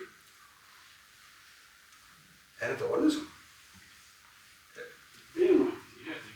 En ekki síst bagalegt þegar félögin eru í auknum mæli að kaupa verktaka. Já. Ég plantaði, ég veit ekki hvað á Reykjólum, þá plantuðum við 2 árum síðan bæði rauðgreni, 2 tegundir af elri og blágreni og stafafuru og birki. Þetta voru flottar plöntur. Allt í lagi og góðar plöntur að rúsa gæðin. Og svo fengum við líka lerki í 67 gata. Þá voru dauða plönturinn að milli og ýmislegt það var ekki nóg gott. Þetta eitthvað sem þarf að taka alvarlega. Frá hvaða gróðrarstöðum koma plöntur núna? Sólskóm, ör og lítilræði frá Kvistabæ. En mest megnum þó sólskóm og ör. Ekki sólskóm bara hættir að flokka? Mér frekt af því. Þið hættir að flokka? Þetta bara út úrflokkaðar bakkar? Þið ekki með róbot? Allt úrflokkað. Allt úrflokkað, allt úrflokkað. Vá, hvað ég þarf að fara að vinna heimunna. Það er að vera útýrið sko, en gefa þá læra, hvað fyrir líður að gæða sko. Já. Nei, ég ætla að fylgjast með þessu. Já, mér langar að koma á framfæri hérna í að einir er lengi virkir í félagskap sem heitir Trjáklúbburinn og mér vitanlega er ekki svona félagasamtök eða hópur fólk sem tekið sér saman til þess að prófa nýjar tegundir. Og ég veit ekki hvort að það er tilraunastarfsemi í gangi hjá Land og skógum á þróunarstöðum til þess að prófa nýjar tegundir. Og það er eitthvað sem að ég held að þau sem ráða för í sambandi við skógræktarfélagið að reyna að nýta sér þá þekkingu sem þar er orðin til. Því að það er ekki það að vera með langtíma tilraunir með tegundir og prófa nýjar tegundir og gera það fullkomið plan. Það er æði tímafrekt. Hins vegar verður að taka ákveðnar svona vísbendingar, taka þær alvarlega einhver sem að hópur eins og Trjáklúbburinn hefur komið stað og hefur skoðun á. Þetta held ég að sé mikilvægt sko. Eitthvað ætlaði ég að nefna það er þetta með plöntuformin. Það verður að tala bakkaplöntur. Það er eða pottaplöntur. Skógarglitta eða asparglitta í þessum potti og blá í þessum bakka. Við krefjandi aðstæður, eins og ég veit þá er furðulegt að það skuli ekki hafa komið fleiri plöntuform sem hafa verið tekin og gerð gjaldgengd í þessari vinnu. Að binda sig við bakkaplöntur einhvern veginn að binda svolítið, það er fótakenni, greinilega. Það er svo patent. Það er svo patent að vera með bakka. Já, það er bara óþröng hugsun. Já. Hvað er þetta að tala um það? Það er í víða. Það hafa verið þróuð plöntugerð sem hæfa tilteknum aðstæðum. Berrótarplöntur? Hæ? Berrótarplöntur? Berrótarplöntur til dæmis. Og ég veit bara í Bandaríkjunum, ég var svolítið að grafa eftir þessu á tímabili, að þar var bara heilmikil þróunarvinna unnin í því að prófa plöntuform, altså sáðplöntur eða átti lúðplöntuna og önnur verktækni. En þetta að vera með svona einhæfa nálgun er að þrengja möguleikana árangri. En eru farnir í auknum mæli að planta öspinu bara í stiklingaformi, svona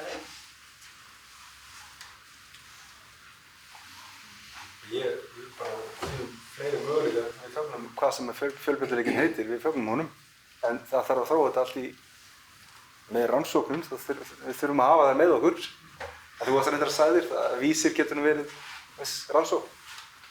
Vísir að einhverju. En það ekki bara þetta sem að gróðrarstöðvarnar bjóða upp á, það bjóða ekki upp á neitt annað? Það er kannski sér verkfæri. Já, þetta líka bara, þetta svo stór umræða. Þetta skiptir máli. Já, en henni hefur ekki verið sinn. Nei. Þetta er náttúrulega saga sem allir þekkja sem eru eitthvað tengdir þessum. Þetta var svo effektiv. Bara berótaplöntur heima allt með þetta inn í gróðurhús. Af því að Svíar gerðu það. Það var svo miklu effektífara. Og það var bara ekki neinn gagnrýn viðhorf sem var svona yttuðu við. Þetta þarf að vera skilvirkt og þetta þarf að vera ódýrt og þetta þarf að vera... Kannski bæta við.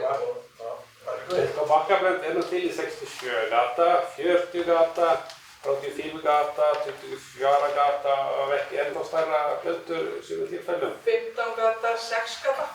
Svona maður getur fengið stærri að lína potta að minnstakosti í bakka fjölpottaplöntum. Já, þetta er bætið við þá vorum að gera það 40 rannsókn á plöntugerðum sá Sigvalda á Skirsinni og Aðalsteinn með þeim rannsóknum sínum tíma. Þá var verið að bera saman vöxt og klifun og annað slíkt að við snöttum bakkagerðum. Þá kom til dæmis í ljós að við ákvæðinar tegundir þá var 67 gata bakkarnir að skila sko bara góðum árangri. En þetta snýst þá að það séu heilar plöntur með góðri rót og ekkert frostskemmdar og annað slíkt. Það hefur aðeins viljað vera vandamál sum árin, að það er verið eitthvað þegar fólk lendir í kali í gróðrarstöðum.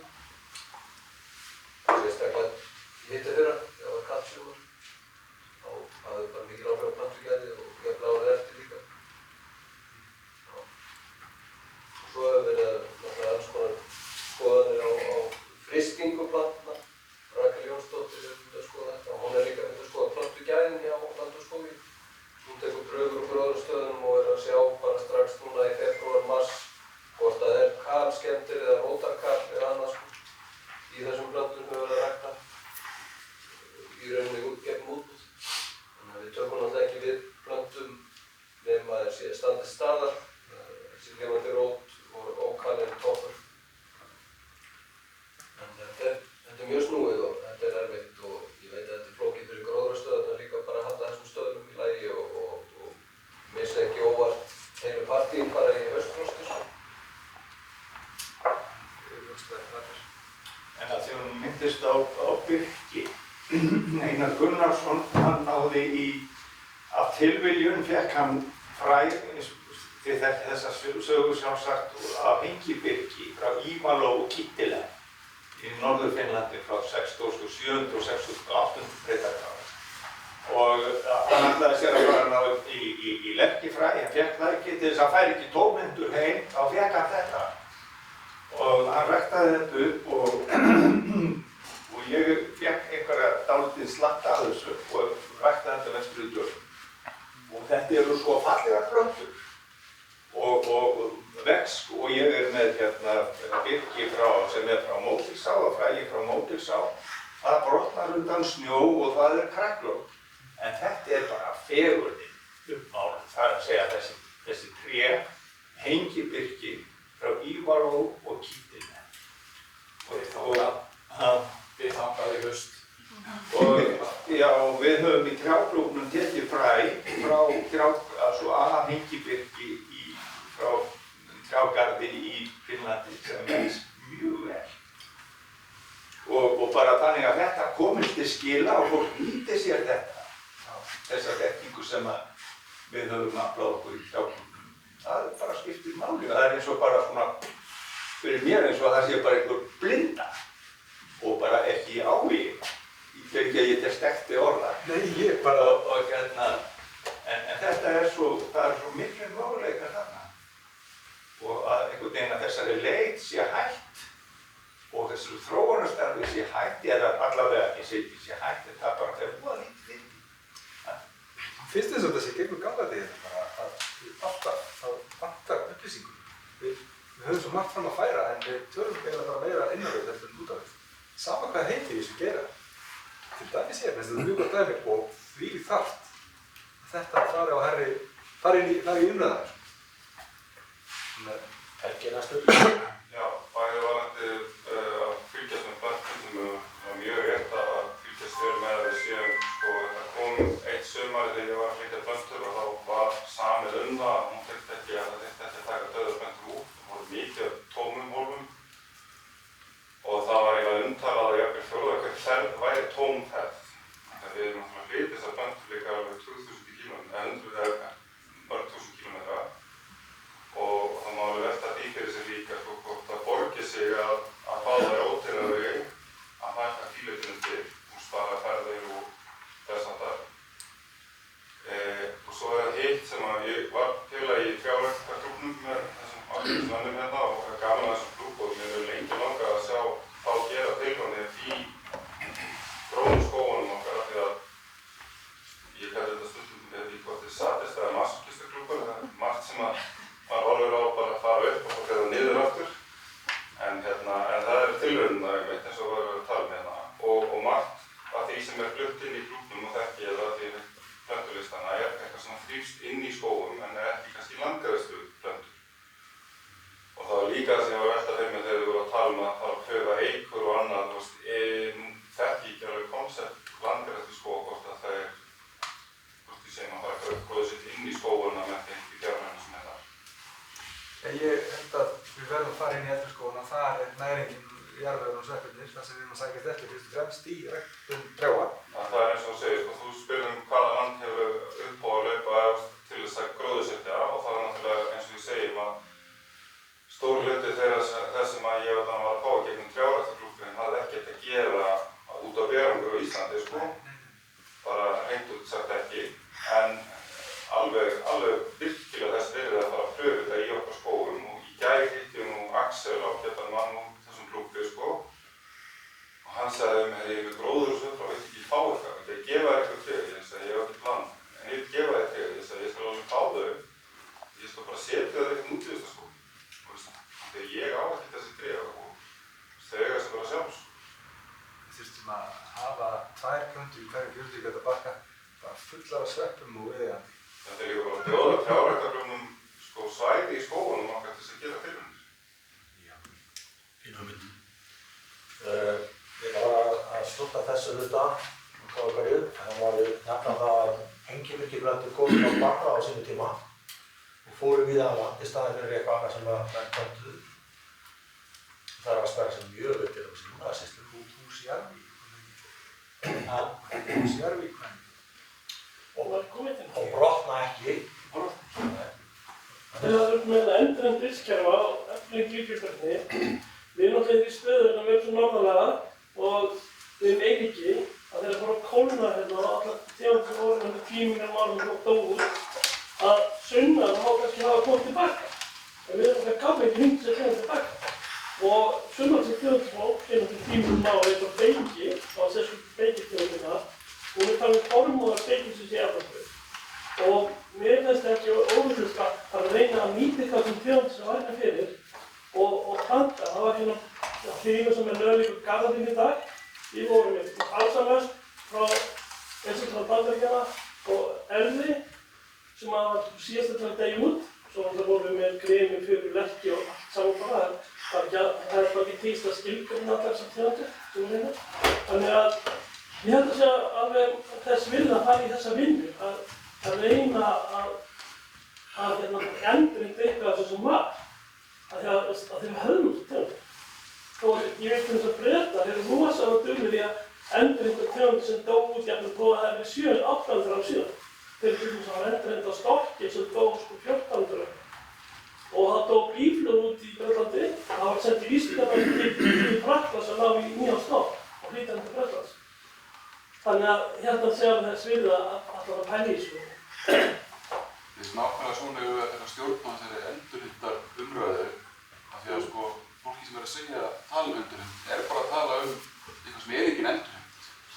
Við eigum að taka þetta hugtak og segja sko, við eigum endurheimt Beyki og Elri sem voru hérna áður og dó út. Rauðir. Og við ætlum að fá hérna beinvaxið birk sem hefur ekki verið hérna í 1000 ár síðan Íslendingar komu og skemmtu.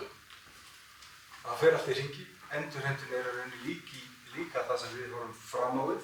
Við viljum gera búsældarlegt land. Það gerum við trjá. Takk fyrir þetta, Hlinur.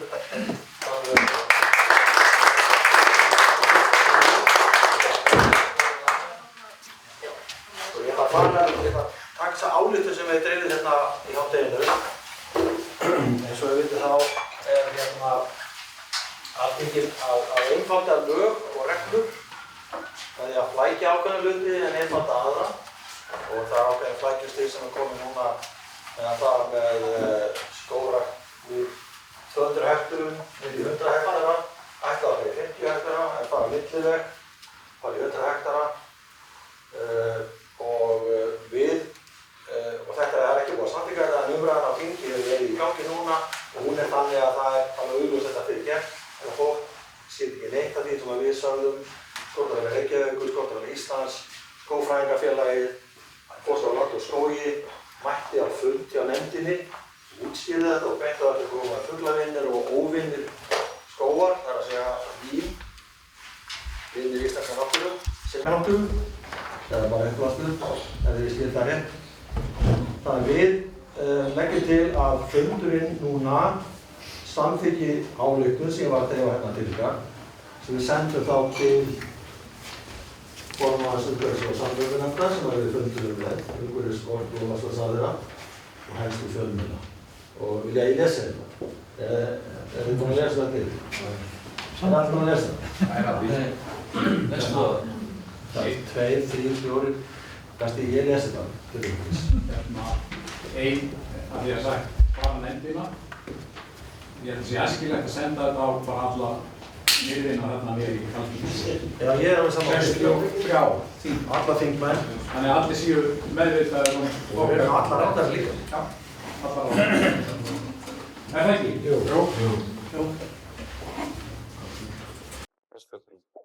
Ég ætla að lesa þetta sem sagt. Ályktun fulltrúafundar Skógræktarfélags Íslands, Hafnarfirði 28. mars 2026. Efni. Umsögn breytingartillögu meirihluta umhverfis- og samgöngunefndar við frumvarp til laga breytingu á ýmsum lögum vegna einföldunar og samræmingar leyfisferla 157. löggjafarþing, mál 265, þingskjal 949. Fulltrúafundur Skógræktarfélags Íslands haldinn í Hafnarfirði þann 28. mars 2026 lýsir yfir þungum áhyggjum og mótmælir fyrirhugaðri breytingu meirihluta umhverfis- og samgöngunefndar á viðmiðun tilkynningarskyldu skógræktar. Í nefndaráliti er lagt til að mörk tilkynningarskyldu verði lækkuð úr 200 niður í 100 hektara, sem er að mati fundarins skref aftur á bak í viðleitni til að efla skógrækt og landgræðslu á Íslandi. Fulltrúafundurinn bendir á eftirfarandi röksemdir. 1. Flóknara stjórnkerfi og minni hvati. Meginmarkmið frumvarpsins er að einfalda og samræma leyfisferla á sviði umhverfis- og orkumála. Sú breyting að lækka viðmið tilkynningarskyldu vinnur beint gegn þessu markmiði.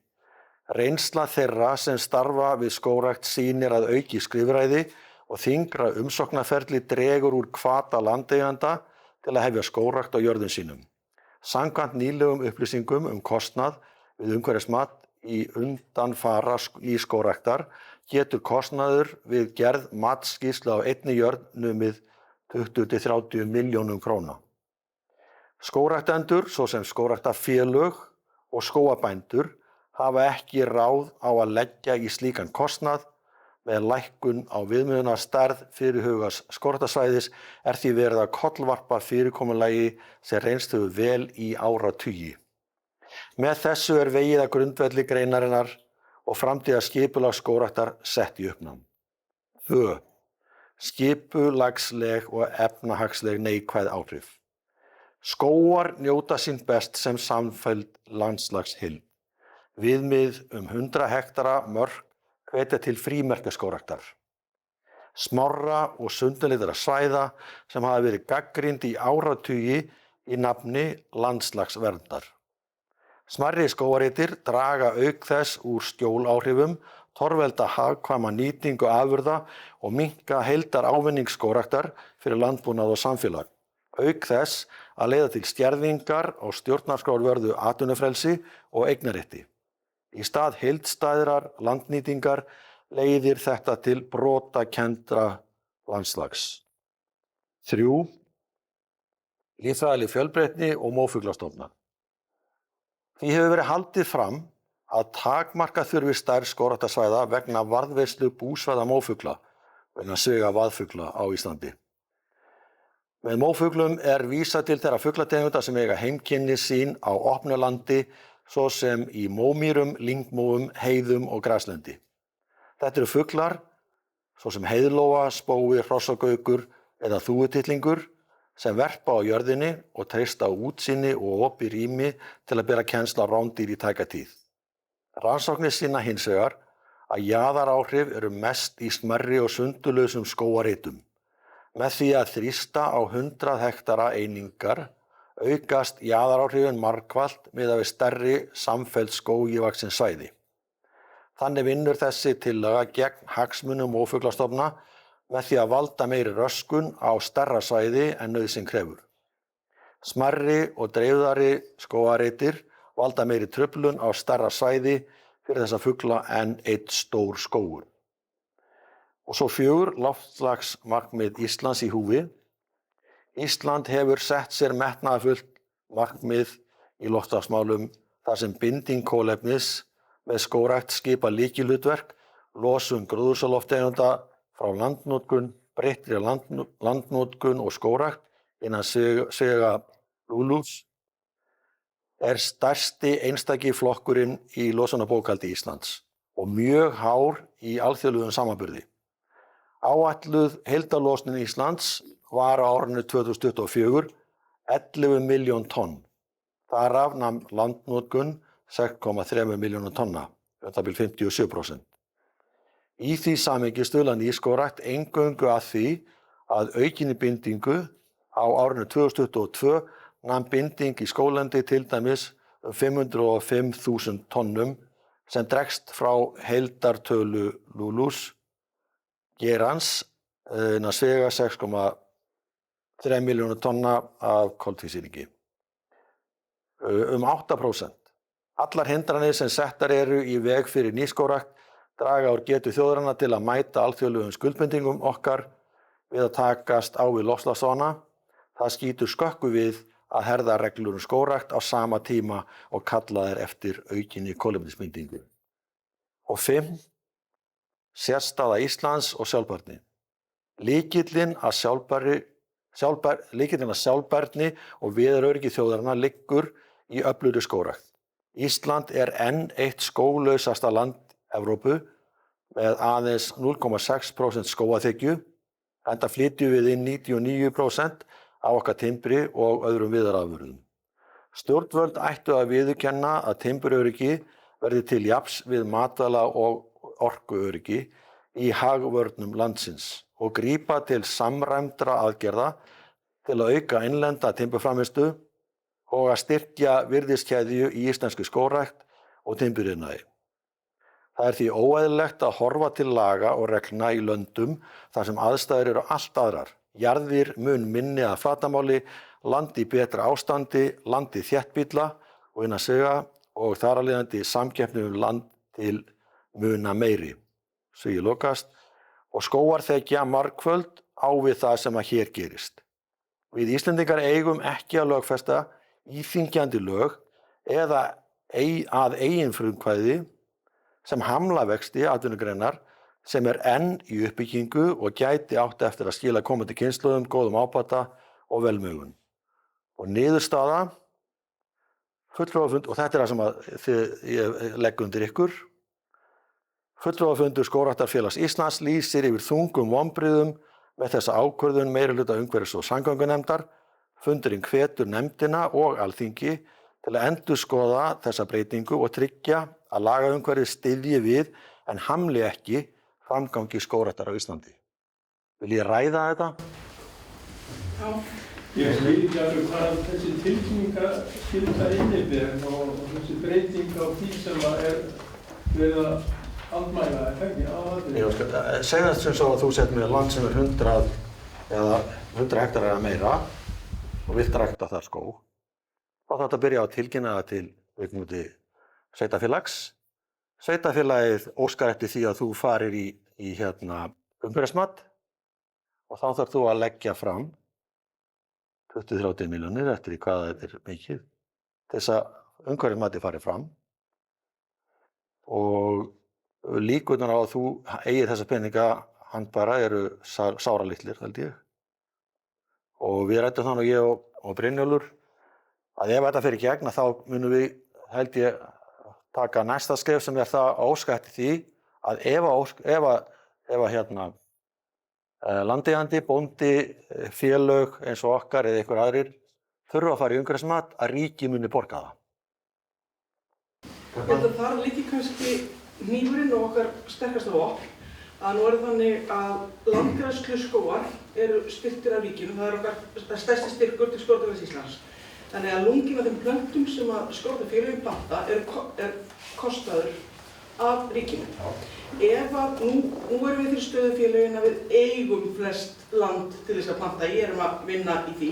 En þegar því slotar og við þurfum að fara í landi líka, þá gerir ég ráð fyrir því að landgræðsluskógapeningarnir fara að hluta í þá skipulagsvinnu ef að þess þarf. Og ef við tökum bara einfaldu myndina sem er kannski aðeins nærgur tíma sem skógabændur, þar líka er ríkið að kosta. Ríkið borgar 97% af kostnaði skógabænda ef við komum til skógi. Og ég bara gerir fastlega ráð fyrir því ef þetta er að fara í gegn að LSE, sama hvort þeir eru sjálfstæðir eða undir bændasamtökunum, fari þá af öllu alefni að berjast fyrir því að inn í skógarbændasamningana komi þá ákvæðum það að kostnaður við minjaskráningu og svona úttekt. Og ég tala ekki að það sé bara falli undir þennan kostnaður að koma til skógi. Og hvað þýðir það? Jú, það þýðir að kostnaður að koma til skógi per hektar eða per jörð svona cirka 2% kannski og þar með bara fær ríkið minna fyrir peningi. Við vitum alveg 100% eða 200% en ríkið er ekki að fara auka fjármagnið þannig að það verður bara minna hluta. Já, þetta verður skipulagsfræðingarnir sem fá peningana og verkfræðingarnir og aðrir. Já. Helgi? Kannski ég ætla með þetta að því að sé hann Heimi hérna, hann er nú í miðri stefbati hérna ekki langt frá okkur sem við sitjum í dag. Að þetta gerir það líka verkum að það sem á að fara inn í skóga og taka það í burtu að þeir geta verið enn verðmættir þeir skóga sem er komnir fyrir og það verður hægt að vera miklu dýrara fyrir þessi félög og sveitarfélög og annað að rífa í burtu þá skóga sem komnir eru. Þannig að ekki gleyma því að þessum samningaviðræðum við þessa pólitíkus að benda þeim á að það sé verið að víkja allt annað. Það er ekki að tala fæðuöryggi. Þegar gamla dagar voru bara degi hungrið, þá fattu það ekki að hægt að éta tré. Nú er tæknin alveg þannig að hægt að breyta tré í fæðu og við getum Ekki segja neinum frá þessu. Það er rannsókn frá Húsmannafélaginu sem sýndi það að fólk er óhætt að hafa tré sem 12% af fæðunni. Ég held að Guðni Ágústsson myndi ekki samþykkja þetta. Þetta áttur að breyta. Það er mannbakluti hjá honum sko. En svona eitthvað svona sem snýr að þessu nákvæmlega? Lömbin líka breyta trén í. Lömbin líka breyta trén í mat, sko. Já. Það er bara tvö líður það var málið. Ég geta bara hver, já. Við þarna jaðaráhrifakaflan. Já. Það var að koma skýrt fram að þessi verður fleira saman sko jafn stóran skóg í heild, jafn stóran skóg í einni heild og sama magn tekið og dreift. Kemur ekki alveg fram í textanum. Ok, þá má að laga það. Aðeins að laga það. Má ég spyrja þetta með fuglana, hvaðan kemur það má ég spyrja, sem þú last upp á það? Það kemur bara beint frá fuglaverndamönnum. Já, eins og skrítið að setja hrossagaukur í sama hóp og spóa og lóu. Já. Við vitum öll hérna að hrossagaukur er einn algengasti fuglinn í skóglendi og þess háttar. Hann er með allt annað kjörlendi en heiðlóu og spói, það er ekkert sambandilegt. Og rjúpan hún fer inn í skóginn líka? Mjög mikið. Sko, ég las þetta, hafið þið lesið þessa tillögu? Hún er eiginlega öll í sínum eigin andrökum, eins og þetta með sko, að þetta sé gert í þágu landslagsverndar í staðinn fyrir að fá frímerkjaskóla. Þetta er gert í þágu mófuglana í staðinn fyrir að fá hlutfallslega miklu stærri jaðaráhrif fyrir mófuglana sem að doktorsverkefni Aldísar hefur einmitt, hún sagði það bara beinum orðum í útvarpsviðtali á Rás 1 fyrir 2-3 árum. Það er betra að fá stærri og færri skóga og þá verða fleiri víðefni þess á milli. Því jaðaráhrifin eru talin verið 500 metrar frá hverjum skógi. Áætla þau, ég veit ekki hvað er réttið. Ég held að sé ekki kannski endilega í okkar hlutverki að tala gegn smáum skógareitum. Nei, en við erum að tala gegn því að það sé verið að vinna gegn skógræktarnum hátt. Það er náttúrulega bara verið, rétt eins og komum við inn á það, er bara verið að vinna gegn því að það fari í skógrækt. Þetta er orðið og kostnaðsamt til að byrja að fara yfir höfuð. Ég veit alveg hvað það fara en ég sé þetta ekki þannig að við séum að tala gegn því. Þetta er bara að við séum að benda á að þetta sé ekki góð stefna. Ég skil það þannig. Sko, hann er nú ekki einn í dag, Guðmundur, sem að vinnur hjá Kolviði, en hann var að segja okkur þannig daginn á kaffistofunni. Það væri íslenska, ég veit ekki hvort það ríki sem það að gera, en íslensk fyrirtæki eru farin að kaupa verkefni til kolefnisbindingar í Afríku og öðrum stöðum. Og er það sem við ætlum að stefna að þeim?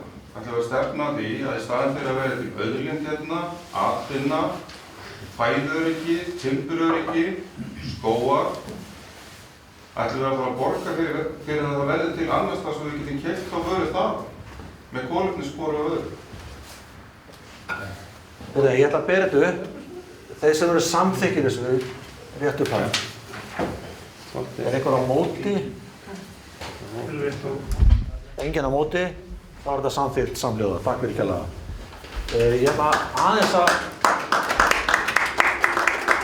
það er farið að styttast í sig á okkur og við ætlum að fara hérna í göngu hérna upp í Háðarskóg hérna fyrir ofan. Og langar að sem hérna fyrrverandi formaður skólafélagsins Hafnarfjarðar. Nú er ég bara venjulegur, óbreyttur liðsmaður í stjórninni reyndar. Og formaðurinn er á skíðum, okkur í jökli, í Austurríki held ég. Þannig ég ætla að fara svona aðeins hérna, bara léttilega yfir sögu félagsins án þess að fara mjög djúpt í hana. En í rauninni má segja það að skógrækt hafi hafist í Hafnarfirði 1813. Þegar Bjarni Sivertsen kom með 500 tré frá Noregi og hérna byrjaði að gróðursetja í Hellisgerði og víðar og sendi tré út allt land. En það er raun og verið 1924 sem að málfundarfélag í Hafnarfirði, sem hét Magni, byrjar skógrækt í raun og verið skipulega í Hafnarfirði. Og það var þannig að 1923 þá fengum við landi sem núna er Hellisgerði, gegn því að rækta það upp og búa til skrúðgarð, og skrúðgarð kemur náttúrulega frá skrúði í Dýrafirði, og þeir vildu semst búa til blómagarð og trjáræktagarð, sem sýndi það að það væri hægt að rækta tré meira segja í hrauni. En aðalatriðið var ekki samt að rækta tré, heldur að verja hraunið af því að það var Hafnarfjörður, hann var náttúrulega miklu minni en hann er í dag, og þá var verið að brjóta niður kletta til þess að búa til vegi og stíga, og þeir heldur bara að síðasta hraunið í Hafnarfjörði var að hverfa. En það er nóg að því hérna í kring.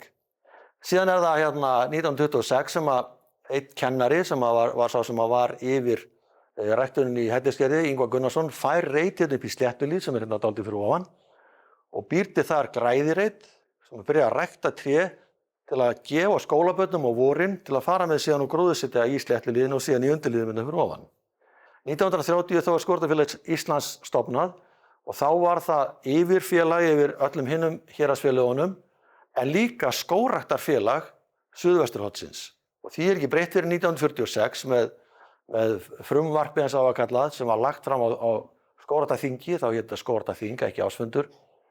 Og þá var samþykkt að mætti stofna 2 félög á Suðvesturhorninu, Skógræktarfélag Reykjavíkur og Skógræktarfélag Hafnarfjarðar, Skórnafélag Reykjavíkur var stofnað sama kvöld og þetta var samþykkt á fundinum og daginn eftir var Skórnafélag Hafnarfjarðar stofnað. Þetta er 1946 í október. 25. október er félagið okkar stofnað. Og svo eru hérna nokkrir áfangar í framhaldinu. Ég ætla bara að sýna ykkur hérna myndir. Þetta er hellisgerði eins og það var 1930. Það var búið að rækta þar í 6 ár. Og þið sjáum það er einhver tré komin upp, það er ekki mjög stór. Þetta er hérna degli sem var gróðursett þarna 1926 og það hefur, sjá hvernig veðrið hefur verið á deglinu. Deglið er sko beinvaxnasta tré sem hægt er að sjá í skógum alls staðar, en þannig er þetta bara svona trilltur skógarviður og þetta er ekkert að byggja hús úr þessu sko. En það var þetta kannski hægt að klæða eitthvað innan. Sléttuliðinni hér, hérna var byrjað að byggja sumarhús hérna fyrir ofan okkur og þá fluttu bara konurnar og börnin upp eftir á vorin og þau voru með kýr til þess að mjólkin kæmi til barnanna og svo kom eiginmennir á hjólunum helgar og hjóluðu svo aftur í bæinn og byggu þar. En þetta lítur út svona í dag, þetta er orðið mjög ég veit ekki hvort þið sjáu þessar myndir. Þetta er orðið mjög skógi vaxið núna. Kaldársel var 100 ára í fyrra, það er að segja sumarbúðirnir í Kaldárseli. Það var Séra Friðrik Friðriksson sem fekk, það var gamalt bíli hérna, þið sjáum við hérna tóttirnar af því. Og hann lét byggja þetta hús 1925 og þetta voru sumarbúðir drengja, sumarbúðir stúlkna voru í Vindárslíð, svo var Vatnaskógur, það var fyrir drengi líka. En í dag er þetta enda sumarbúðir, það er búið að stækka húsið verulega mikið.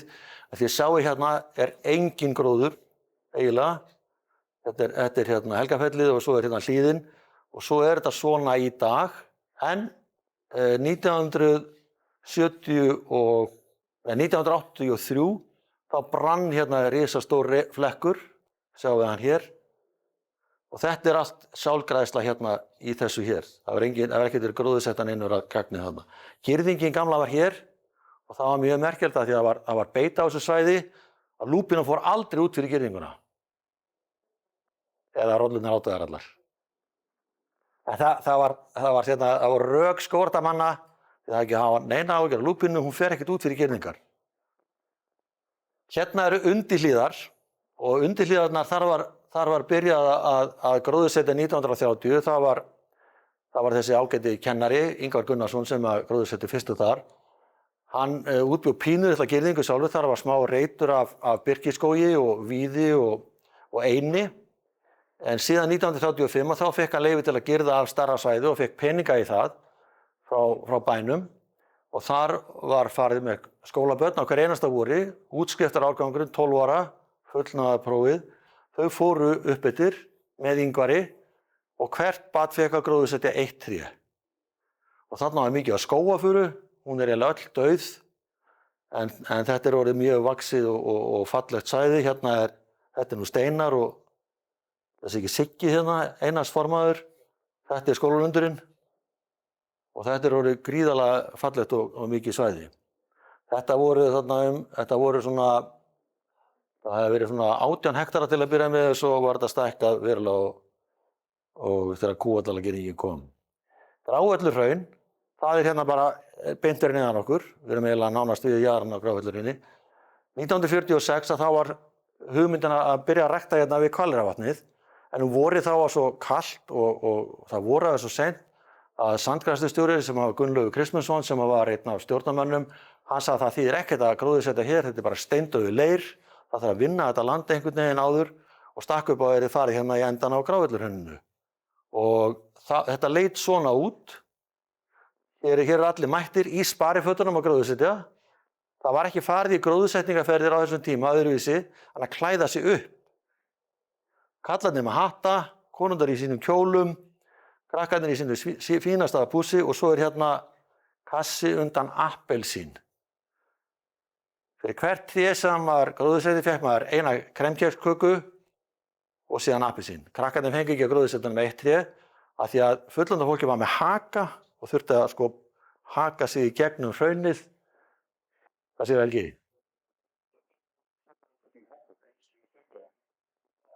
Ég er nú oft búinn að nefna þetta, það er ekki mikið tekið í þetta. Við gerðum þetta á afmælið 2006. Þá gerðum við þetta. Hér er einmitt frá afmælið 2006. Þetta eru afkomendur kallana sem voru í fyrstu stjórninni. Við sáum að þetta er bara ungt og leikur sér. Þannig er þetta orðið fullorðið fólk. En þetta fullorðna fólk, þessi gamlu kallar hérna, voru að gróðursetja einmitt svona. Ég fekk að gera þetta líka. Ég var ekki 46, ég var ekki fæddur þá. Ég var aðeins seinna. Og maður kom bara í girðinguna til að gróðursetja.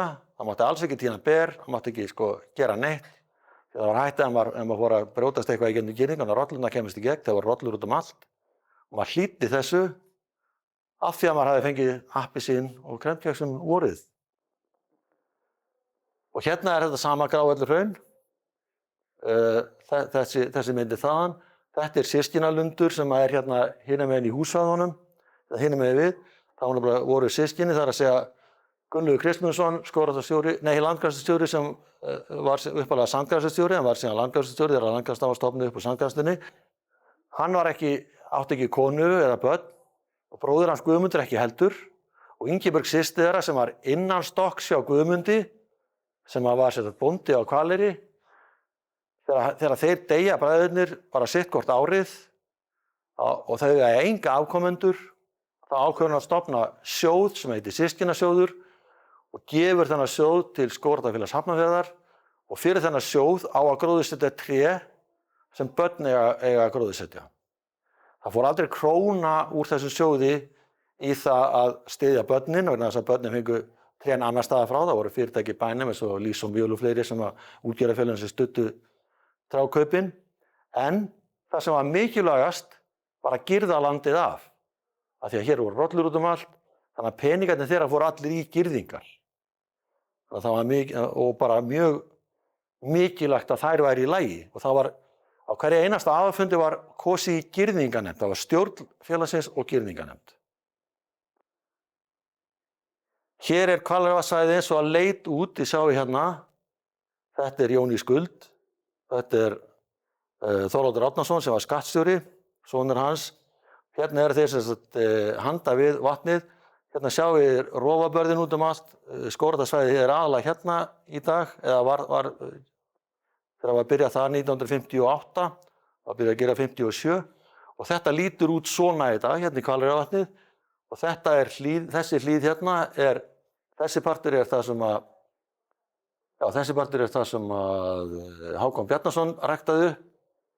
Hér var Kristinn Skæningsson, þetta er Höfðaskógurinn hérna, Systkinalundurinn hér og svo er þetta hérna í hlíðinni, þetta er Selhöfðinir og þetta er gjörbreyst. Og áður en að þetta var, þá var alveg þvílíkt moldrók hérna alltaf í Þurvíri, hvort sem var að vetri eða sumri sem gekk yfir bæinn.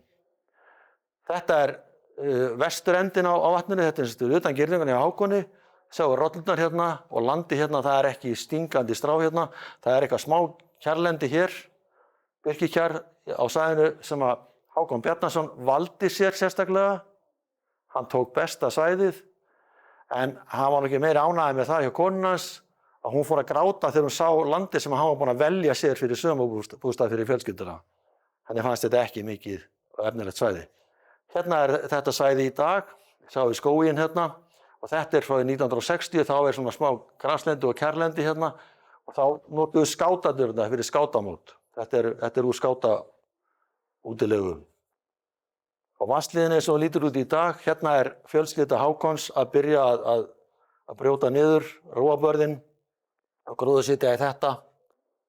Þetta er uppalegi sumarbústaðan hans, hann er talsvert stærri í dag og svo er þetta hlíðin hérna fyrir ofan.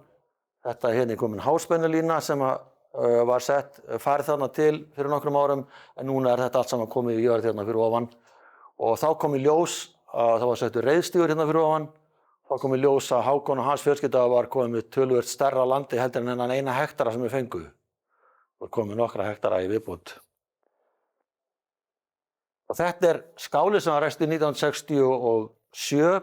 Þá var mjög lítið í vatninu og þá var þetta að keyra bíl bara hérna meðfram vatnsbakkanum. Og þetta er skátaskáli, gildisskátarnir. Þetta er síðan nokkrum árum seinna.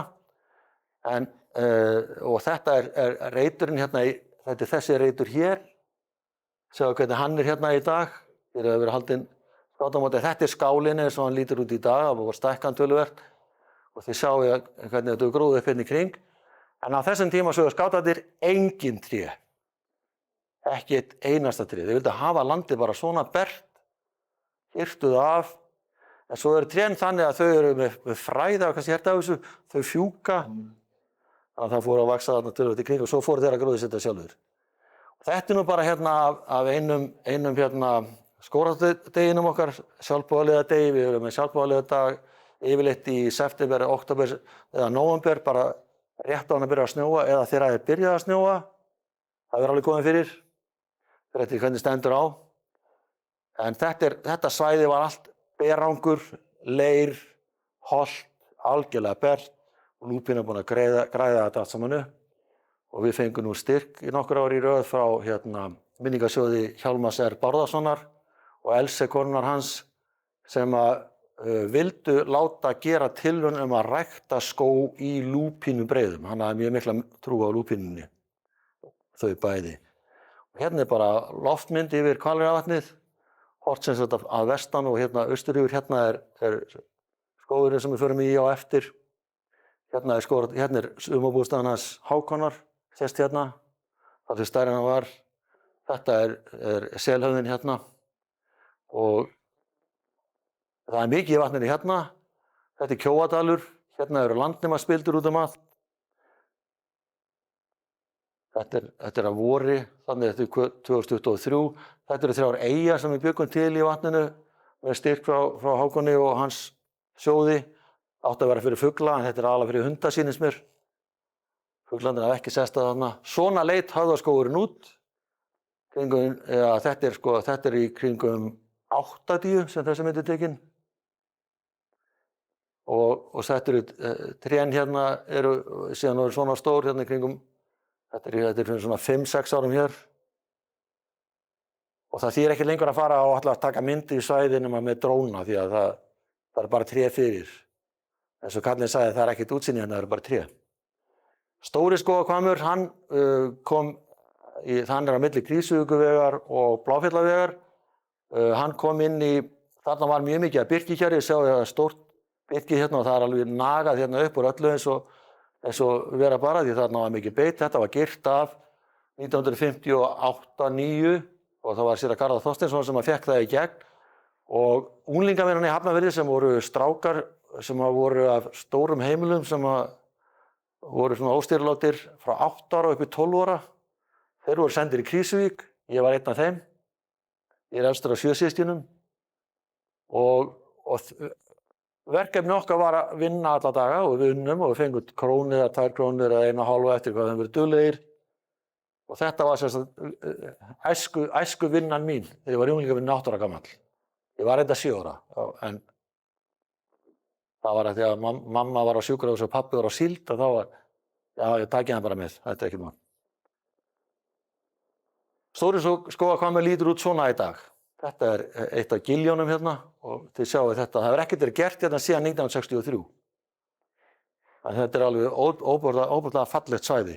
Og hér er flöt mikil sem Árni viljum gjarnan gróðursetja í, ráðherraflöt. Hérna mætti nefnilega Hannes Hafstein ráðherra þegar Einar Benediktsson ákvað að kaupa Krýsuvík og Herdísarvík 1908. Gengu frá samningnum í Krýsuvík, ráðherra er svolítið sett fyrir þannig að Einar er komin hingað tilbaka á þessa flöt þegar þeir hittast og segir ég hef ekkert við þið að tala, ég og T.H. Arnemann sem eigu núna Krýsuvík og Herdísarvík ætlum að verða ríkir á þessu. Þeir eru það nú ekki sko. Þetta er sko, hér var allt grasi gróið, þetta er allt uppblásið. Og hérna þetta var lengi vel farartæki sem að Skógræktarfélagið gat nota, þar að segja að það var Guðmundur Þórarinsson sem var kennari í barnaskólunum. Hann átti hann að jeppa og hann vann hjá Skógræktarfélaginu átti á sumrin.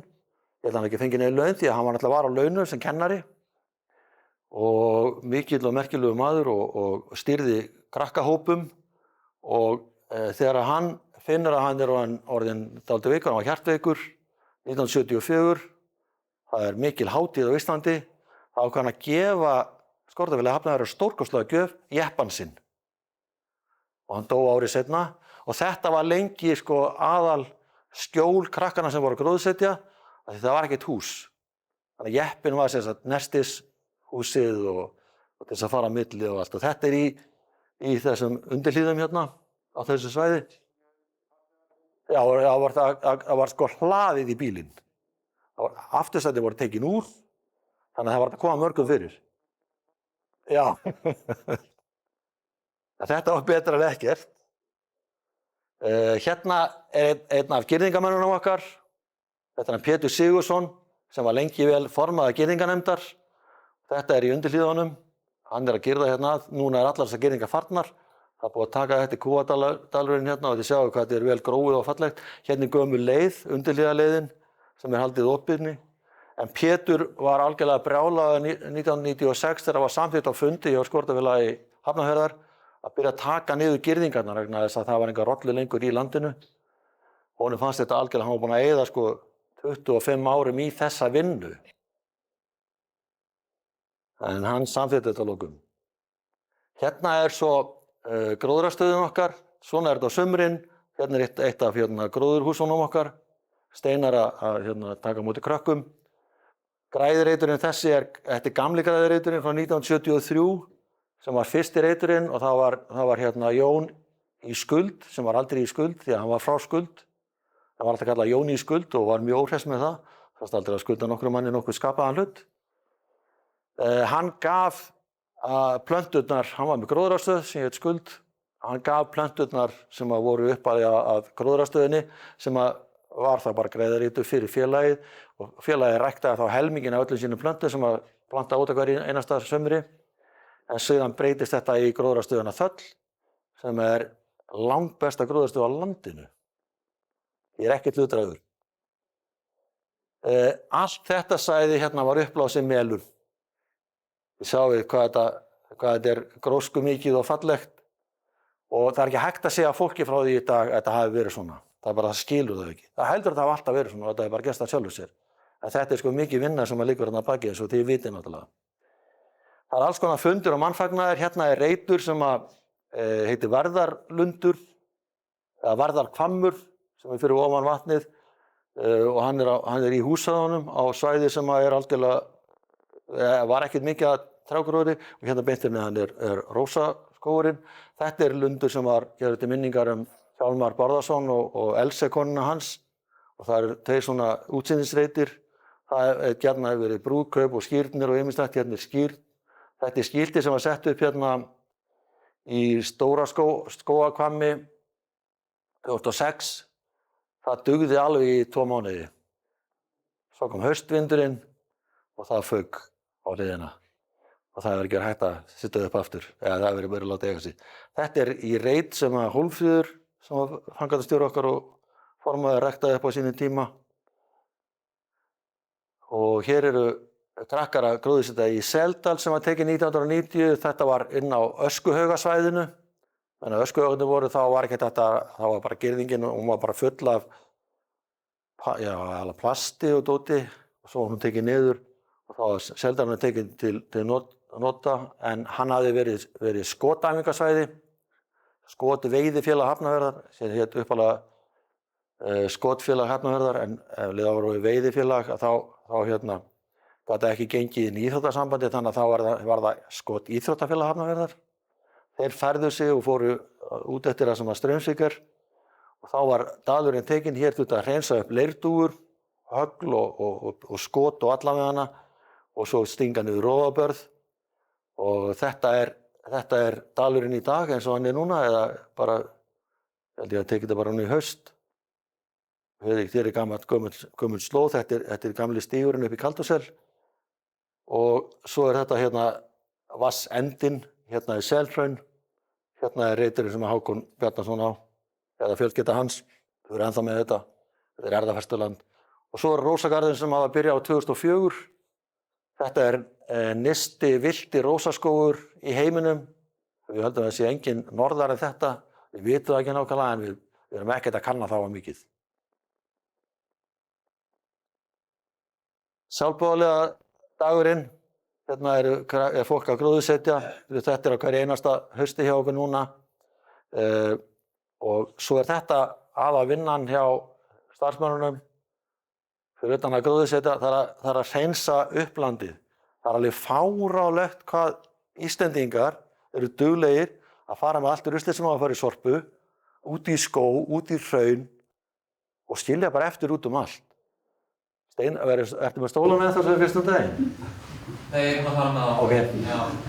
Það fikk nefnilega að finna borðstöðustóla daginn.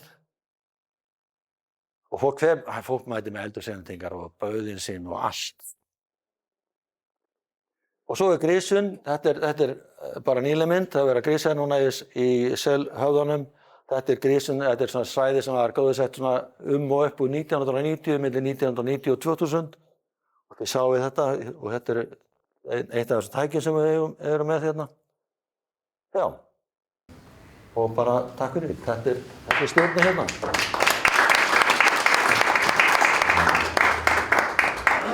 Það áttu að vera allt uppbyttir. Það ekki? Það fyrir allt uppbyttir. Komið í sæl og velkomin að gaman að sjá okkur. Ég vona að ég geti verið með okkur áfram. Það stóð til að ég og fleiri hérna myndum ganga með okkur aðeins hérna hring upp í bækistöðina. Ég er búinn að fara í morgun, það er mjög hált. Þú veist, ég er með mannbrota á mig, þannig að skilurðu, ef þið ekki viss, þá skulum bara fleiri ekki að fara bara beint upp undir. Það er bara búið að leggja á borð og eins og stóð í auglýsingunni, þetta er að hætti hólfriðar og þið vitið hvað það þýðir. Ok, þá þurfum við að komast að því. Þannig að sumir geta farið bara beint undir í þöll. Það er nóg af bílastæðum, þú er riðvíjar fyrir utan, og kveik og kertur og það er tekið vel á móti ykkur.